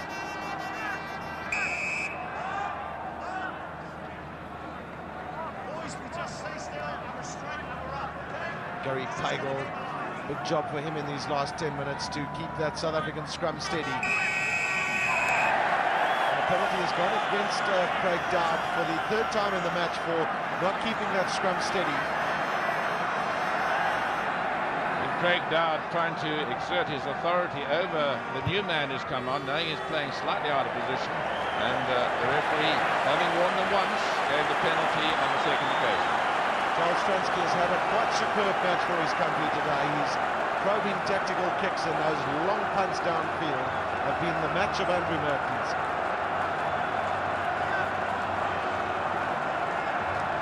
Question of tactics for this line out are critical. Kobus Visser's in the front. If South Africa can secure quality ball here, will we see a drop goal or a drop attempt from Joel Stransky? Visser is the taker in the front, but the ball was not in straight. So that's the second line out in a row when the throw hasn't been straight. Firstly from Fitzpatrick and secondly from Chris Rousseau. Strawn, he's got a long passes and Strawn, but he's not going to find touch. Joubert stays out of his 22. One would have thought he might have gone back in to give himself a better angle with a pass. This is Osborne looking to open up. Huge punt from him. Well, that's a magnificent kick from Glenn Osborne from the back. He's a man with so much confidence. And they call Aussie. That's no reference to any Australian roots. Aussie, derivative of Osborne, of course. Now, important throw-in for Chris Rousseau, because if he's going to find that man, Kobus Visser, the throw-in needs to be straight.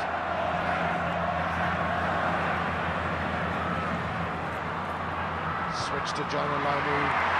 The big man has been quiet in this match, and that's credit to South Africa's organised defence. Bishop.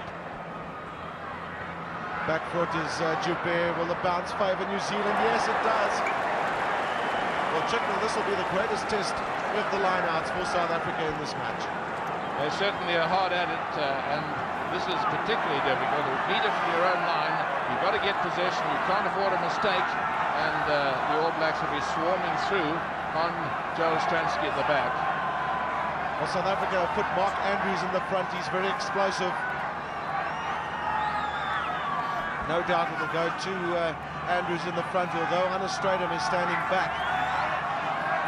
Big test for Chris Rousseau. Looks for Andrews and finds him.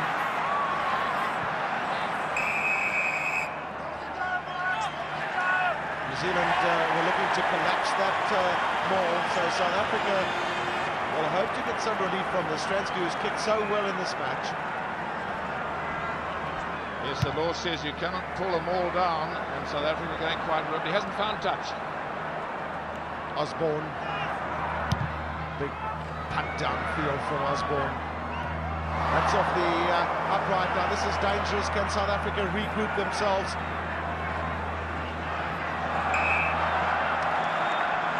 Well, check there. So you make your luck on the field, and New Zealand, full credit to them for following up that ball. It was Ruben Krier trying to do some recovery work for South Africa. Of course, the ball coming off the post is more likely now with those big protectors around them. Joubert getting himself organised for this kick with the left foot. Well, lots of pressure coming from New Zealand in these last... we're into the sixth last minute of the match. Now 5.5 minutes to go on our stopwatch. And of course, if it's a draw at full time, as we said earlier, there will be a full 10 minutes each way after you get a break of 5 minutes to change ends.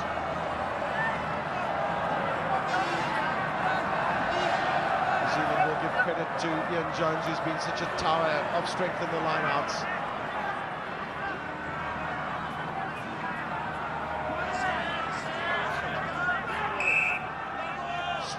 Strawn waiting for it, but New Zealand gained impetus from that catch.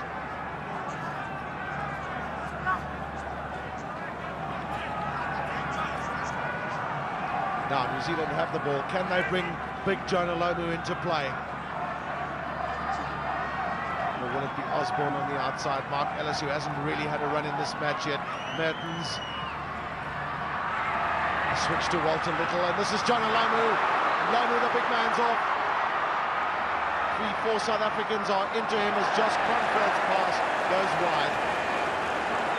Once again, there was good defence by the Springboks there, and pressure. You only pass a bad wild pass when you're half tackled at the time, and that last pass not going to hand because of the pressure. Well, the difference between South Africa's defence and England's last weekend is that South Africa have got up quicker onto the big man and stopped him from getting into those bullocking runs. Rescue act wanted by both teams. Well taken in by South Africa. Chris Kobus-Visser, back for his Stransky.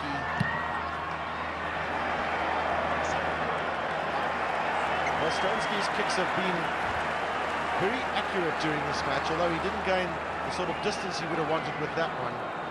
But New Zealand also will not be too concerned because their successes in the line-out, particularly in the second half, have been plentiful.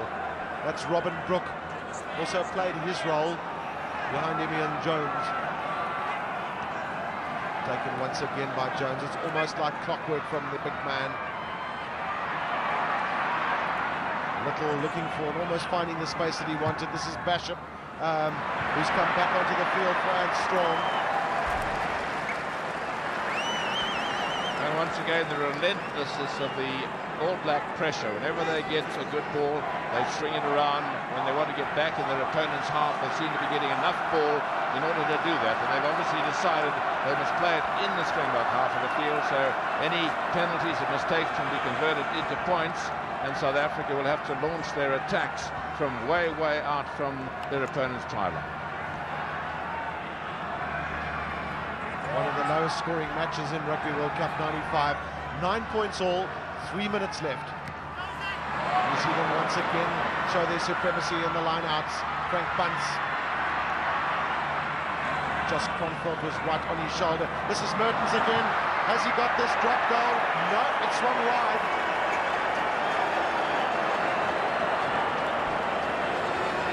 Well, he won't be pleased about that. He's got the one drop goal, but he's missed 3, and that was a good ball from the ruck. He would, of course, been a hero if it had gone over. Here he is again with it, and it seemed to slice off the side of his boot and missed by quite a big margin. Stransky once again looking for the deep kick. Get into the New Zealand half. Osborne. Long kick by Osborne, but that's also just gone too far. Well, Stransky did well because he was almost forced into having to catch that ball. Well, it's rather like leaving a shot at tennis. You don't know whether it's going to clip the baseline or not. And that one, I think, landed on the line, which of course means that it was out on the court.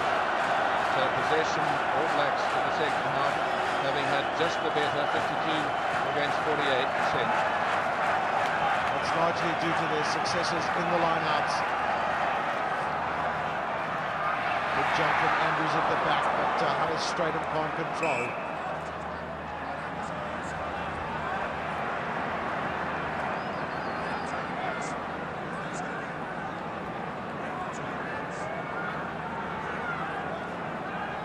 Now, what does Basham do? He's got to get the ball first from Zinzan Brook at the back. Mertens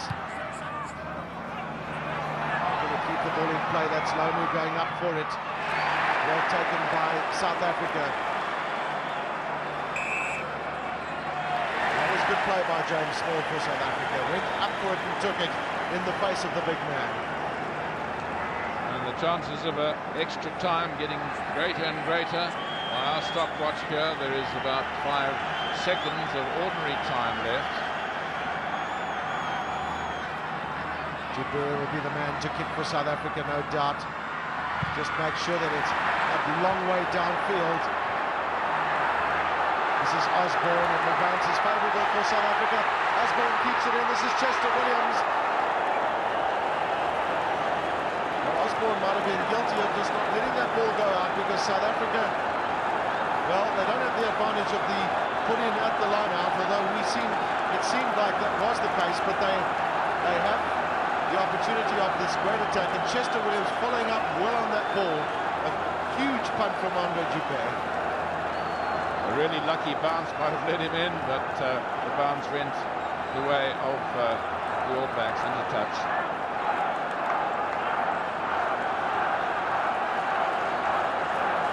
Now Fitzpatrick, it's on his shoulders.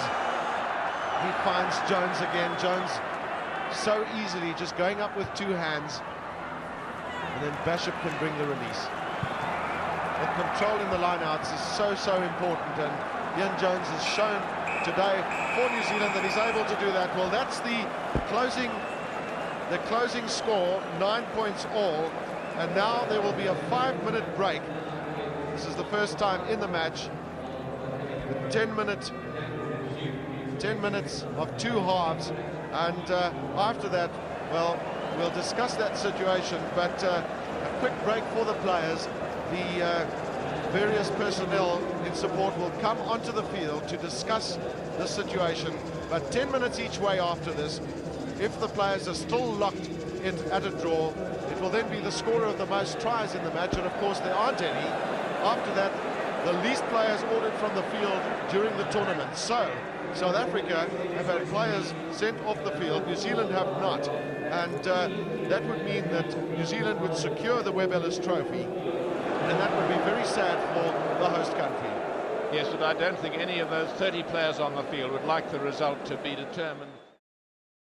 Any advice about what happens if there's still a draw at the end of the time? The touch judge there is, of course, Mr. Derek Bevan, who handled the final of the World Cup in 1991. But Gavin, I don't think there could ever be two teams that are more evenly matched. Well, could we ask for a more fitting finale as Laurie Mains, the coach of New Zealand, leaves the field, and two great teams from the Southern Hemisphere locked in an incredible tussle.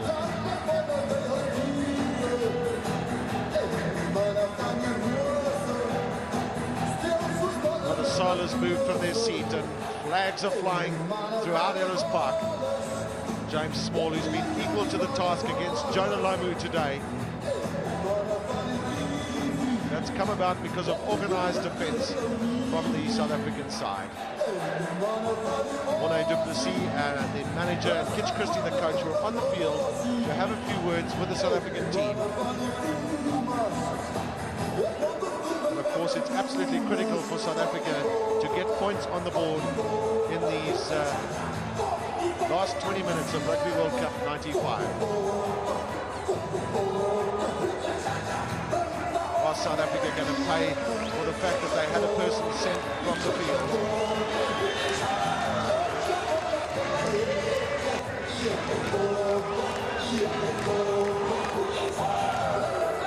Colin Meads, the legendary former great All Black, alongside Sir Ewan Bell, the chairman of Rugby World Cup Limited.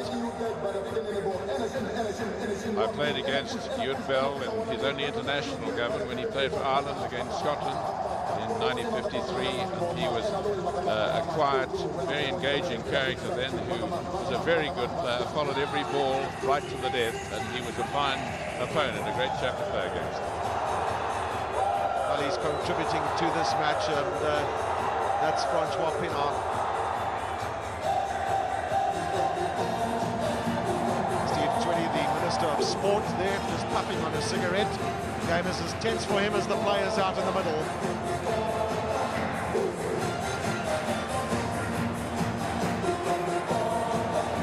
Well, it'll be a test of great character in these last 20 minutes of this match.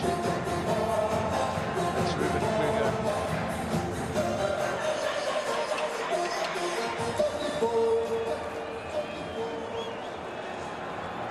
Well, these last 20 minutes of this match are going to be a great test of character and skill from two sides that have been so evenly matched. 9 points all, they're locked in at as Andrew Mertens will restart for New Zealand. And both teams will be guarding against making mistakes in these 20 minutes. 10 minutes each way in this extra time at Rugby World Cup 95. Sean Fitzpatrick, he's had the advantage of having played in a final and won in 1987. The only one for New Zealand. Mertens' start. Well taken by South Africa. Van der Westhuizen. Little Mark Ellis comes in from the right wing for New Zealand.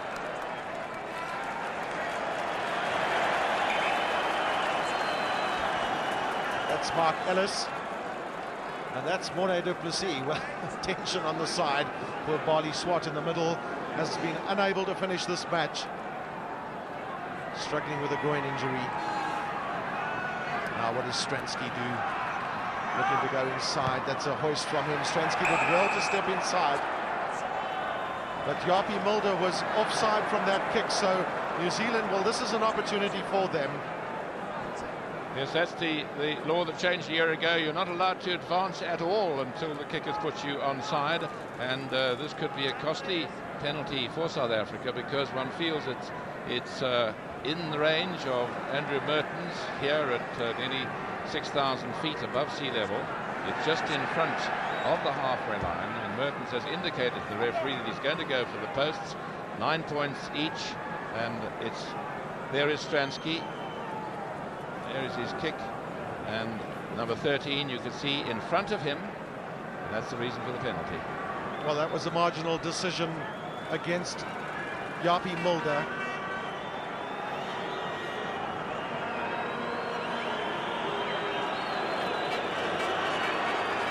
One of the most important kicks in young Andrew Mertens' career as an All-Black.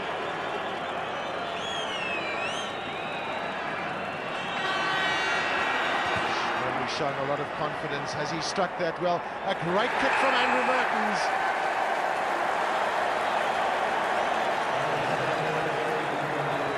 Well, he certainly had length in reserve, because it was high above the crossbar when it went over, and that is a very useful thing for New Zealand. Big jump from the New Zealanders. Robin Brooke and Ian Jones have been so good from the takes at those kick-ins. Bishop onto Chester Williams. Well, that ball drifted out. Well, the pressure's on South Africa now, because they really are going to have to score, and probably score twice if they don't score a try, because the rules of the competition are such that after 10 minutes of play, if the sides are still even, it'll be the scorer of the most tries in the match, and if there aren't any, after that it goes to the side who has the least number of players ordered from the field during this entire tournament, and that would count against South Africa. Thomas Stratham can't control.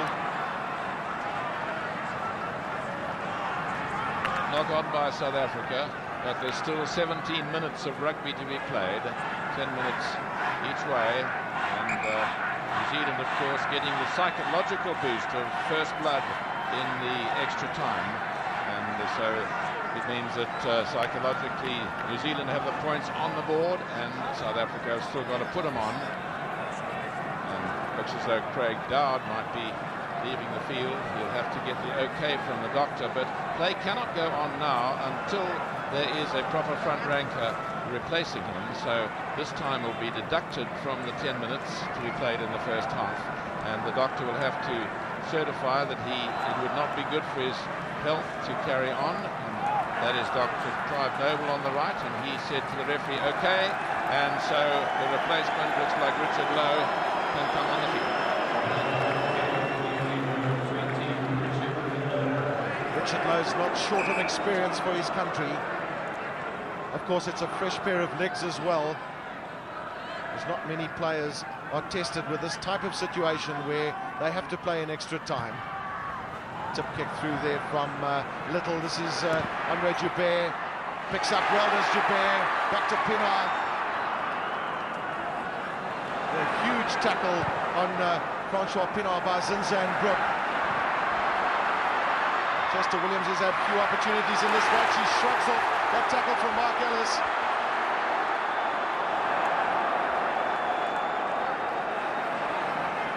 Extremely well done by Chester Williams. He kept that ball, and this is James Small. Well, the pass went forward, so South African hands are on their head. Joel Stransky feels quite alarmed. So does Johan Roux on the bench for South Africa. Yes, the referee quite well positioned to see it. Here he is, James Small. Perhaps he hesitated as he passed. Sometimes a straight pass is reckoned to be a forward pass, but the referee is the sole judge of fact, and he says it was forward. And just out of picture, there's another man getting a bit of attention, but the referee says carry on, and if it's not a front ranker, they can insist that play continues. Well, that's little Graham Bishop down, so Andrew Mertens will have to put in for New Zealand.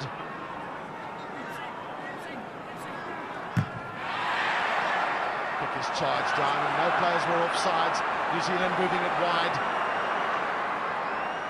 Frank Bunce finding space in the middle of the field. Bunce rooms his way out of that tackle. New Zealand will want to keep coming left and try and bring Jonah Lomu into the game.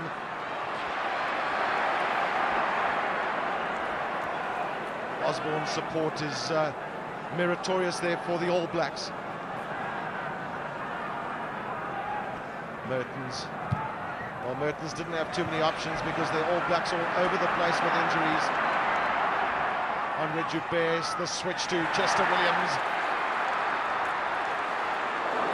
Big tackle there from Zinzan Brook.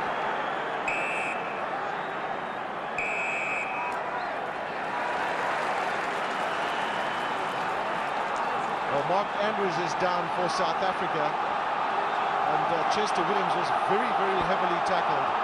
All the New Zealanders are back on their feet. An exception there of Zinzan Brook. This is really energy-sapping stuff. Yes, Mark took a kick there. It looked quite an energy-sapping kick, and the referee has called Richard Lowe over to be reprimanded. And we'll see if we can hear what he says. He's also going to consult with the touch judge.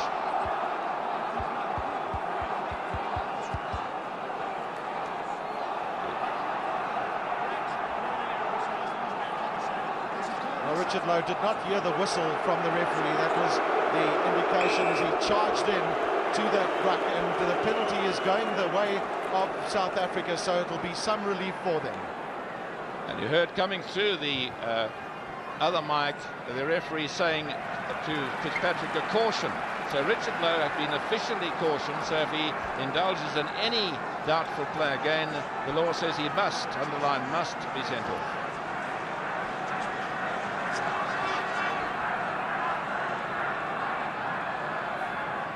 Rousseau looking in the front for Mark Andrews.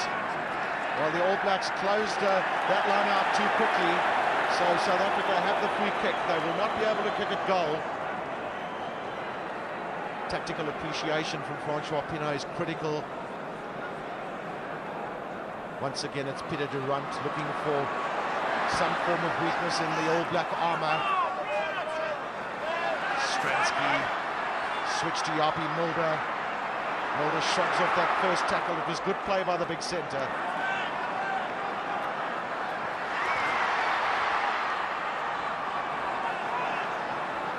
Well, South Africa looking for the blind side.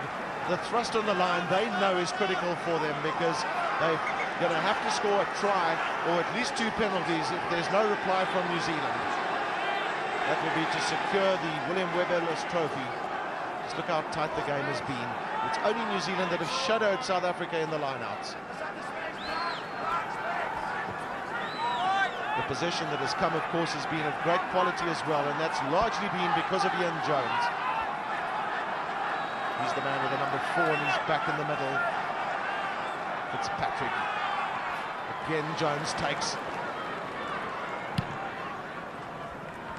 Well, it's a cat-and-mouse situation for both teams here at Ellis Park because they know that the errors now could really cost their side this final in the Rugby World Cup.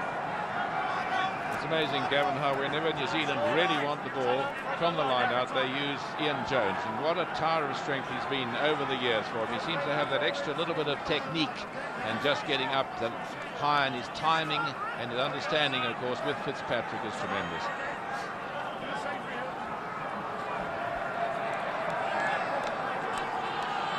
Chris Rousseau looking for Hannes Strydom. That's the tap down. It was well played by Peter Durant. Get New Zealand into the back foot. Stransky. This time the South African midfielder onside. That's the tap down. Pagel picks up. Well, penalty's gone South Africa's way because New Zealand went over the top there. Stopped that ball from coming out.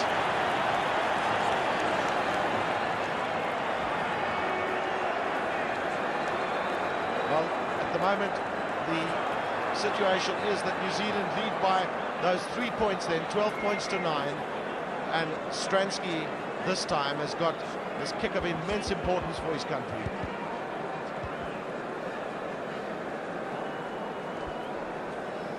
Well, just spare a thought for Stransky, difficult situation. There's the up and under, and a very good one because it's high enough, it lands outside the 22, no one to do a mark, back it comes, and Gary Pagel going down and on. Everyone's got to be behind the last line of feet, and the referee had judged that some of the All Blacks were not. This is his kick of great importance from Stransky. Yes, he's got it. Well, remember that we have 2 halves of just 10 minutes in this extra time playoff, and we've had then the 2 penalties, 1 from Mertens and 1 from Joel Stransky.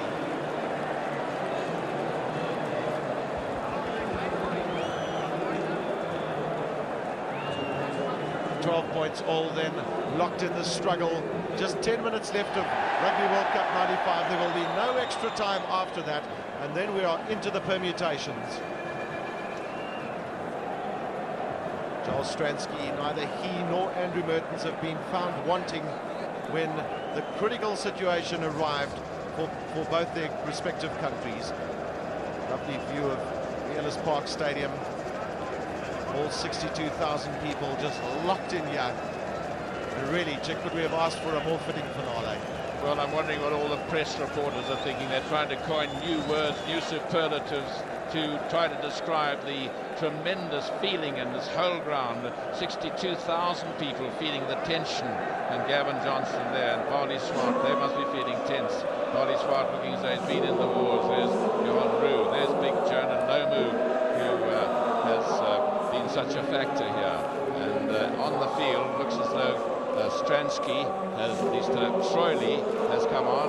We'll have to see whether he's going to take his place.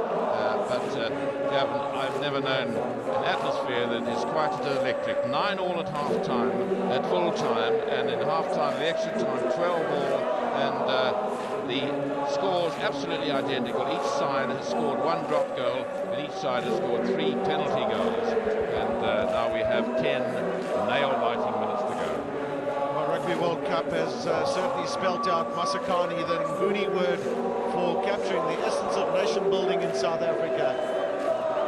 And it's all joy and liveliness here at Ellis Park as everybody raptures to the words of Shosholoza, the workers' song that the South African rugby team have adopted during Rugby World Cup 95. One wonders how the players are feeling now. They've been through not only an exhausting 82-odd minutes, they've had another exhausting 11 and a half, and now they've got at least 10 to go. There in the middle is the chairman of the World Cup, sitting next to Mr. Mandela, and Francois Pienaar showing all the tension he must be feeling, perspiring and wondering whether to change the game, if he can change it. What can they do to try to get through this All Black defence? Not a try scored in the whole match. And one feels that the first team to score a try could well run out the winners of this tense match.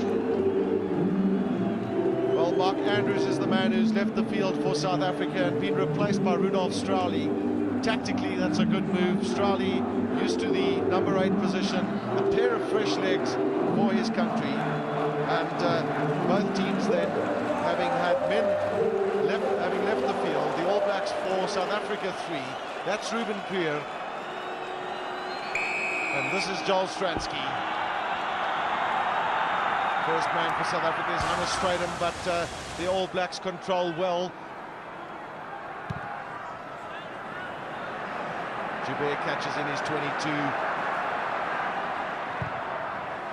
It's no bother for him because he'll want to chase the All Blacks right back. A massive punt from him.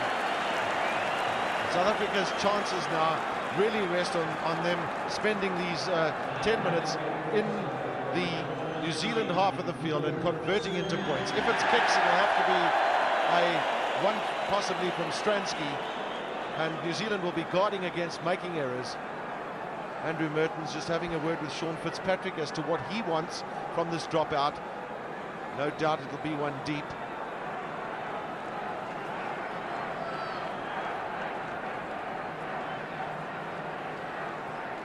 Well, there's a change of tactics on New Zealand's side. It's deep enough, but it's up there for his forwards.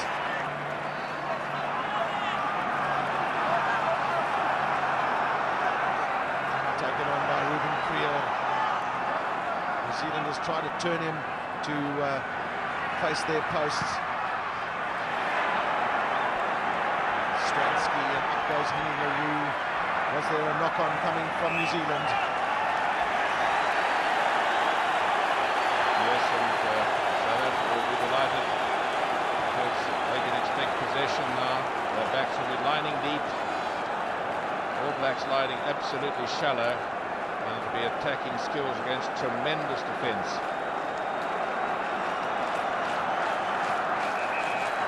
Well, South Africa have not managed to bridge the defensive line of the All Blacks, but Joel Stransky looked to try and drop. That's not something you see often from a set piece, from a set scrum in particular. South Africa channeling the ball well. That scrum's gone through the 90 degrees. But it's interesting to see how Joel Stransky has positioned himself, because he's standing a little wider, facing the scrum.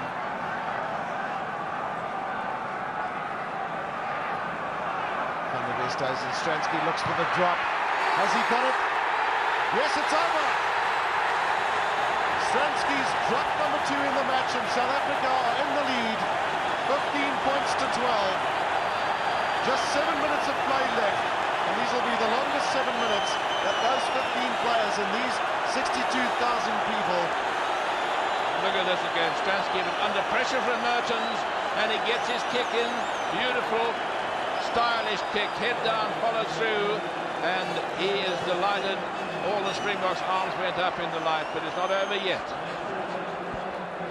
Expect a surge from New Zealand. Long pass out from Jones. Mertens again. Little bunts. Ellis on the outside. Great play there by Mark Ellis in reading the game, but he can't take. Well, South Africa will have the put in at the scrum. 7 nail-biting minutes left. 3 points the difference, and New Zealand, there's a stoppage for Walter Little, who went down quite heavily. The rugby's been great, it's been a feast, the weather's played along, the spectators have enjoyed every minute of the spectacular. There's the man who's contributed all the points for the Springboks today, and there's even tension up in the VIP box. Dr. Louis Late sitting next to Mr. Mandela.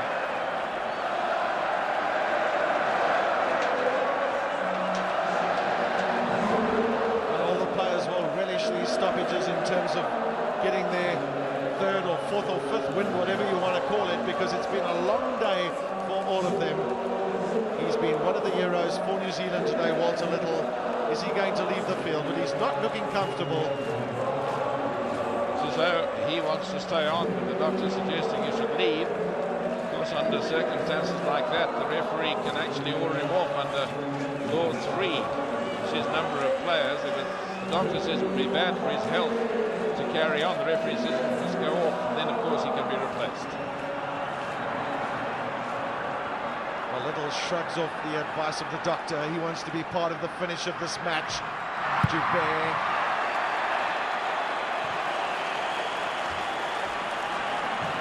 Into the last 5 minutes of this match then. Sean Fitzpatrick, with man of huge experience. At the back of that line out is Ian Jones. He's been the mastermind. Robin Brooke in the front. Back again to Jones. Tap down to Zinzan Brooke. Another man who played in Rugby World Cup 87. Mertens. New Zealand just stuttering a little bit, and then Some good running by them. This is Mark Ellis, but he can't take that pass from Frank Bunt. The referee indicates there was a forward pass and a knock-on before it went out, so it'll be a scrum to South Africa.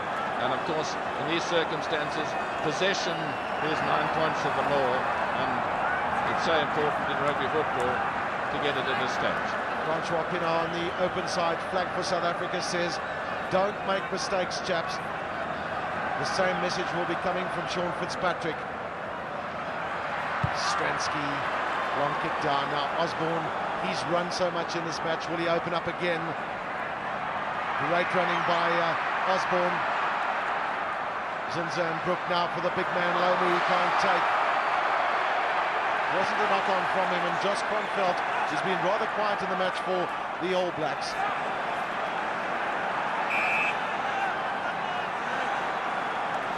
Well, every minute that ticks away is a victory for South Africa. That's James Small down on the ground.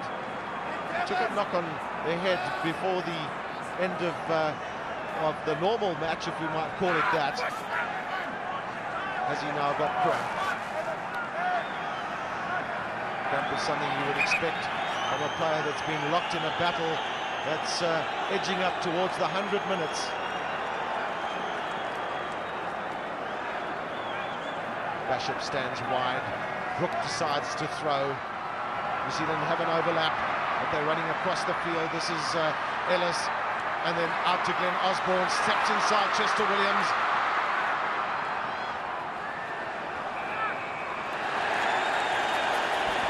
There's real seven-a-side stuff, and the referee says there was obstruction there. The penalty to South Africa, and on my stopwatch we've had 7 minutes and 20 seconds of the 10. Well, Brendan Fenter's replacement is surging along the touchline, wanting to replace James Small, who's man down on the far side. Problem is that the doctor's going to have to get across the field and give the indication and the message for Brendan Fenter to come onto the field. James Small will take no further part in this match. Yes, there was a doctor over on the far side, and he's indicated, being a medically trained man, that James Small must not continue, so the replacement is taken. So another man with fresh legs in Brendan Fenter, and he will have to defend like never before. Ruben Kruger takes well at the back and finds space. That ball, the New Zealanders went over the top to pull that ball away. That was Josh Kronfeldt.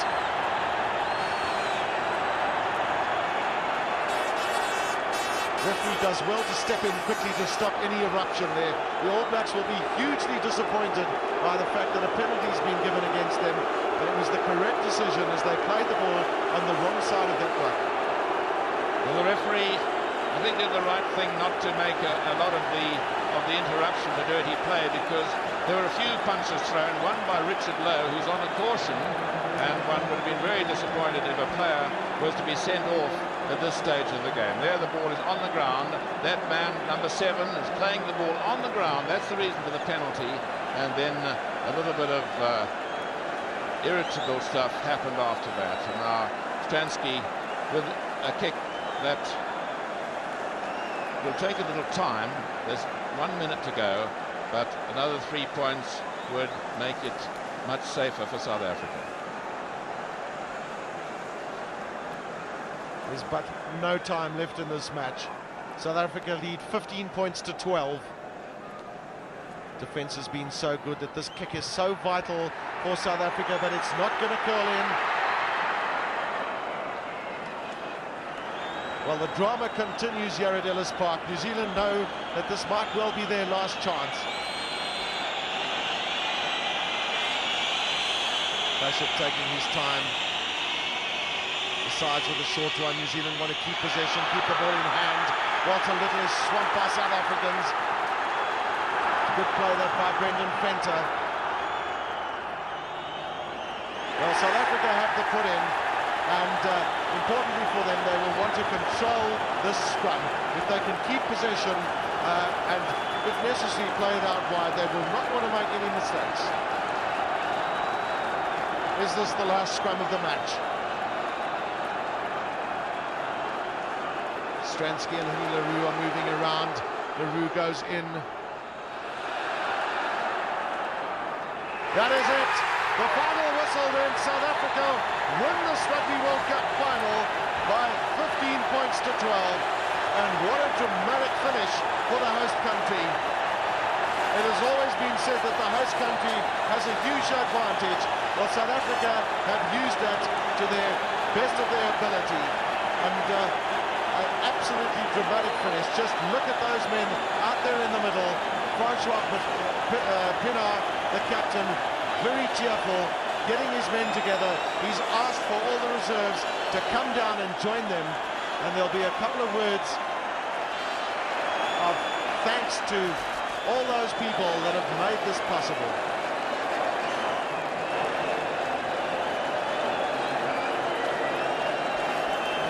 Spare a thought for the New Zealanders as they leave the field, but that's the joy in the Springbok camp.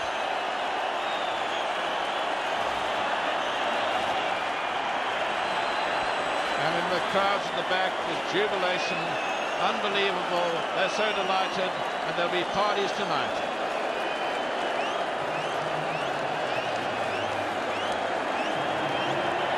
Well, that was a dream for so many people, including Morne du Plessis, the manager, himself a former Springbok captain. And that's the New Zealanders then leaving the field. They're disconsolate. The South Africans are full of elation as they do a victory lap, and isn't that fitting that Francois Pienaar will lead his men around the stadium and say thank you, South Africa. Masakani, that Nguni word for capturing the essence of nation building, could not be more true. That's Johan Klaasen, the former Springbok coach, in picture there with Davy de Villiers, who himself captained his country from the scrum half position.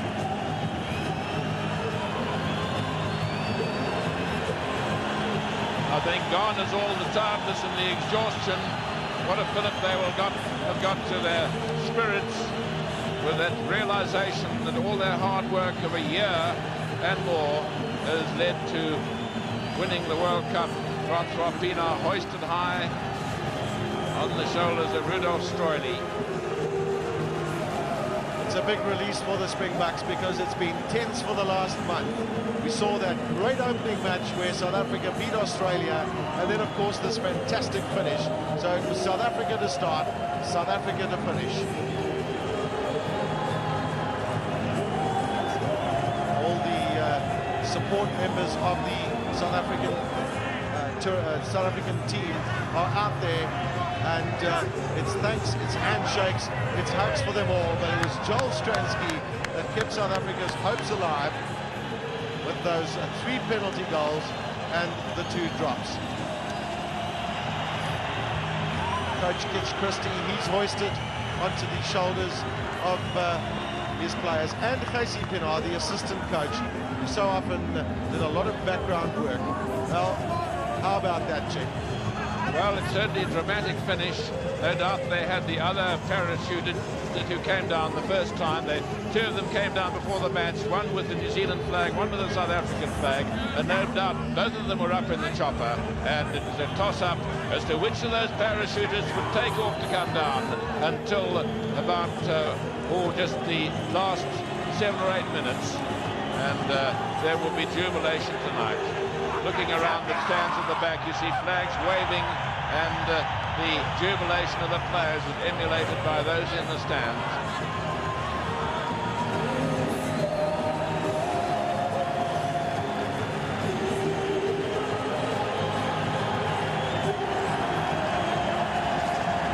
There's the message. Congratulations, South Africa, as it comes into the stadium. Isn't that a wonderful sight?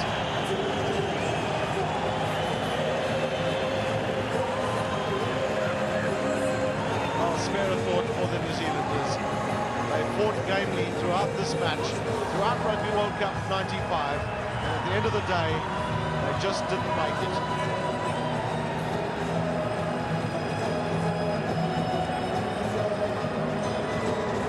And see you in Wales. That's quite a nice touch.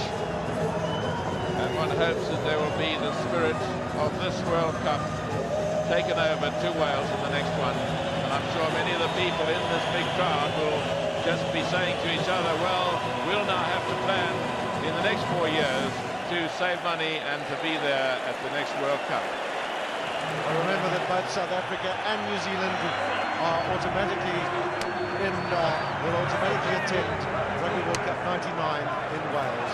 That's big Hannes Stradum. Little thanks and congratulations to Mark Andrews, who fought gamely, and Mr. Nelson Mandela in the middle of the picture. And could he not have been a happier man today? He, of course, he forecast the result. He said South Africa will win, and he had a bet of a case of wine with Mr. Balzer, the New Zealand Prime Minister, and I'll bet that is one of the best bets that the Prime Minister, the President, will ever have won, a case of wine with South Africa having won this match today.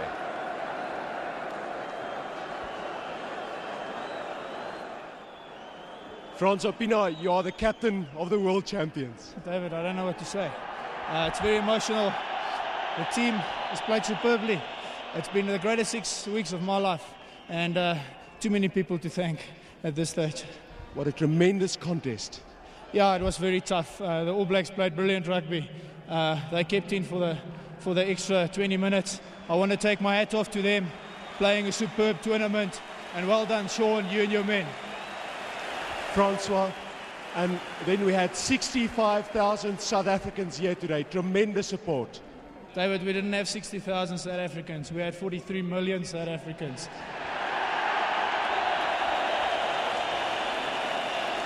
In the end, you guys were perhaps that little bit more hungry for victory. Yeah, when it went down to the wire, I told the guys to keep calm, keep their discipline, and Joel Stransky, your beauty.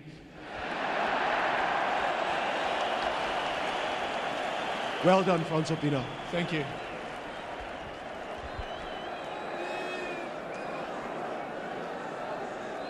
Well, we'll wait for the eruption when William Webb Ellis Trophy is handed over to Francois Pienaar. It's all elation in the South African camp.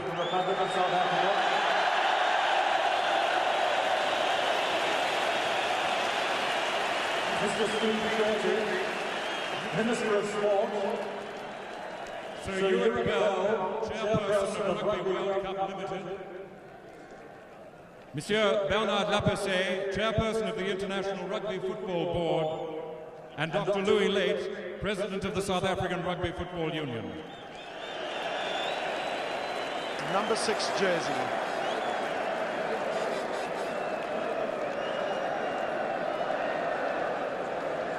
All the players clamouring to get a touch of the historic trophy. It's made its way to its 3rd Rugby World Cup tournament. And the South Africans really will be savouring this moment.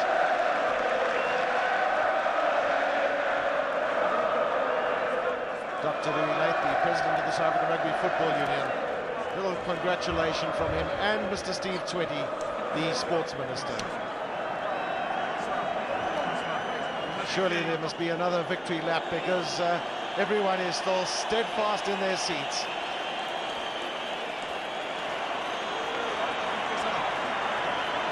Chris Rousseau carries on that proud record of never having been in a losing team for his country.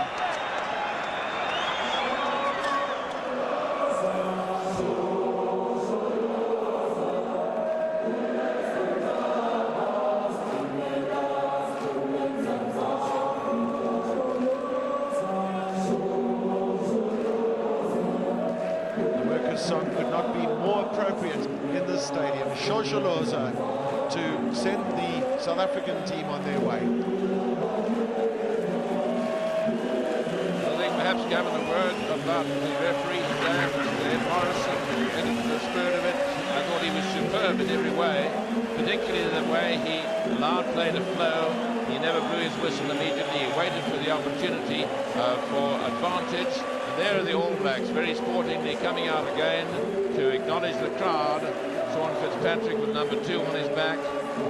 Mr. Mandela again in the middle of the crowd. And he certainly looks delighted. Behind him, Monsieur Lapessé, the President of the International Board. And that's Kitch Christie being lifted up on the shoulders of Henny LaRue. There the All Blacks pick Lomu on the right. And she played so well. Ollie Swart, man who played for 70 in the first 80 minutes, went off injured. Well, it's very difficult for those All Blacks to have to enter the stadium again with the disappointment that's mirrored on their faces. But such is the sporting approach by the All Blacks that they've come out to say thank you to the people out there. Zinzan Brook claps his hands, waves. This will be probably his last Rugby World Cup. James Small on the right there, the man who had the difficult job of marking the great big 118-kilogram Jonah Lomu. Mornay Duplessis, former Springbok captain, captained the Springbok side and beat the All Blacks, as did his father, Felix Duplessis, in 1949. Francois Pienaar saying well played to the All Blacks. Well, Francois Pienaar has just done a quite remarkable job as captain for his country. So many people have often said that was he worth his place in the team? Well, that hasn't been in question. And he's led his team extremely well, both on and off the field. Very sporting captain, leads by example. And today, well, it's the day of his life. And Francois came back from injury beginning of the season. He started late. First couple of matches he played, he was a little overweight, wasn't as fit as he did, but he insisted on carrying on playing because that's the best way to get into condition. And Francois Pienaar over there. Far side for the second time. Casey Pienaar on the left there. There's Joel Stransky in the middle, the man who picked all the points for South Africa. Next to him, Henny LaRue, Joost van der Westhuizen. Great scrum half. Jaapie Mulder on the left, and on the right hooker, Chris Rousseau. It's quite wonderful that the South African team have decided to just walk around the stadium and let everybody get a good look at them and savour the moment, because a quick lap of honour with a run around and they would have been off the field. But they'll regroup as well for photographs from the multitude of people. There are flashes all over the stadium as everybody looks to get his little piece of this great memento in South Africa's rugby history.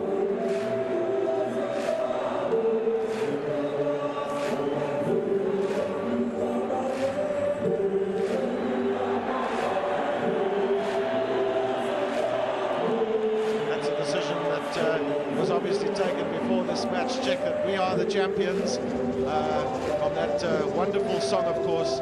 We are the champions of the world.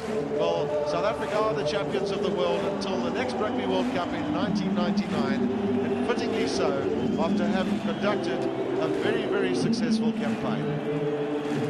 And all credit to the organisation. I think the organisers have done a magnificent job. Hotels have coped, the tourist trade will get a huge boost from it. South African Airways, one might say, have been magnificent. All the extra flights, everything going absolutely like clockwork, and the hotel industry managed to cope with a tremendous strain. Thousands, probably 30, 40,000 tourists came here, and they've seen all sorts of parts of South Africa, the game reserves, the beaches, sunshine, and they've enjoyed it. A beautiful day for rugby, about 13 hours of solid sunshine. In the back, we see the sky is still clear, and hardly a soul has moved from those huge stands. They're still here savouring this moment, or these moments of victory, and remembering a game, probably the longest rugby match that they will ever remember having seen, and it went on for about 105, 106 minutes. That's Big Cobus Visa. Smiles galore on the straight on.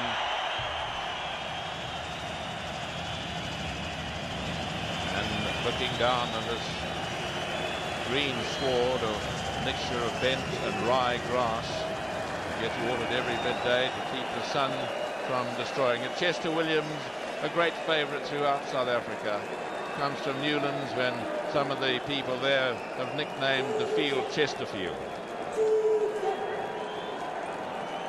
Hunter Stradham just leaking a little blood from that injury that he had against the Canadian team in Port Elizabeth.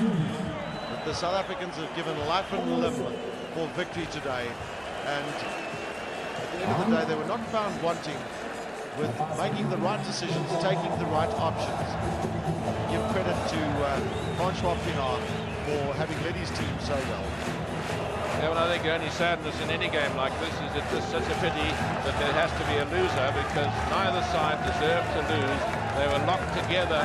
Of those 105 minutes, they were locked absolutely in a drawn situation after about nearly 98 minutes of rugby. The score was still 12-all, and only that fatal last penalty, as far as New Zealand were concerned, when Joel Stransky managed to kick his third penalty. He also contributed 2 drop goals, and Andrew Merton for New Zealand got a drop goal and 3 penalties. So 15 points to 12. One can't imagine a closer game than that. And the fact that it was a low-scoring match shows that the defensive qualities of both sides were absolutely superb. And that man, Francois Pinard, played the game of his life.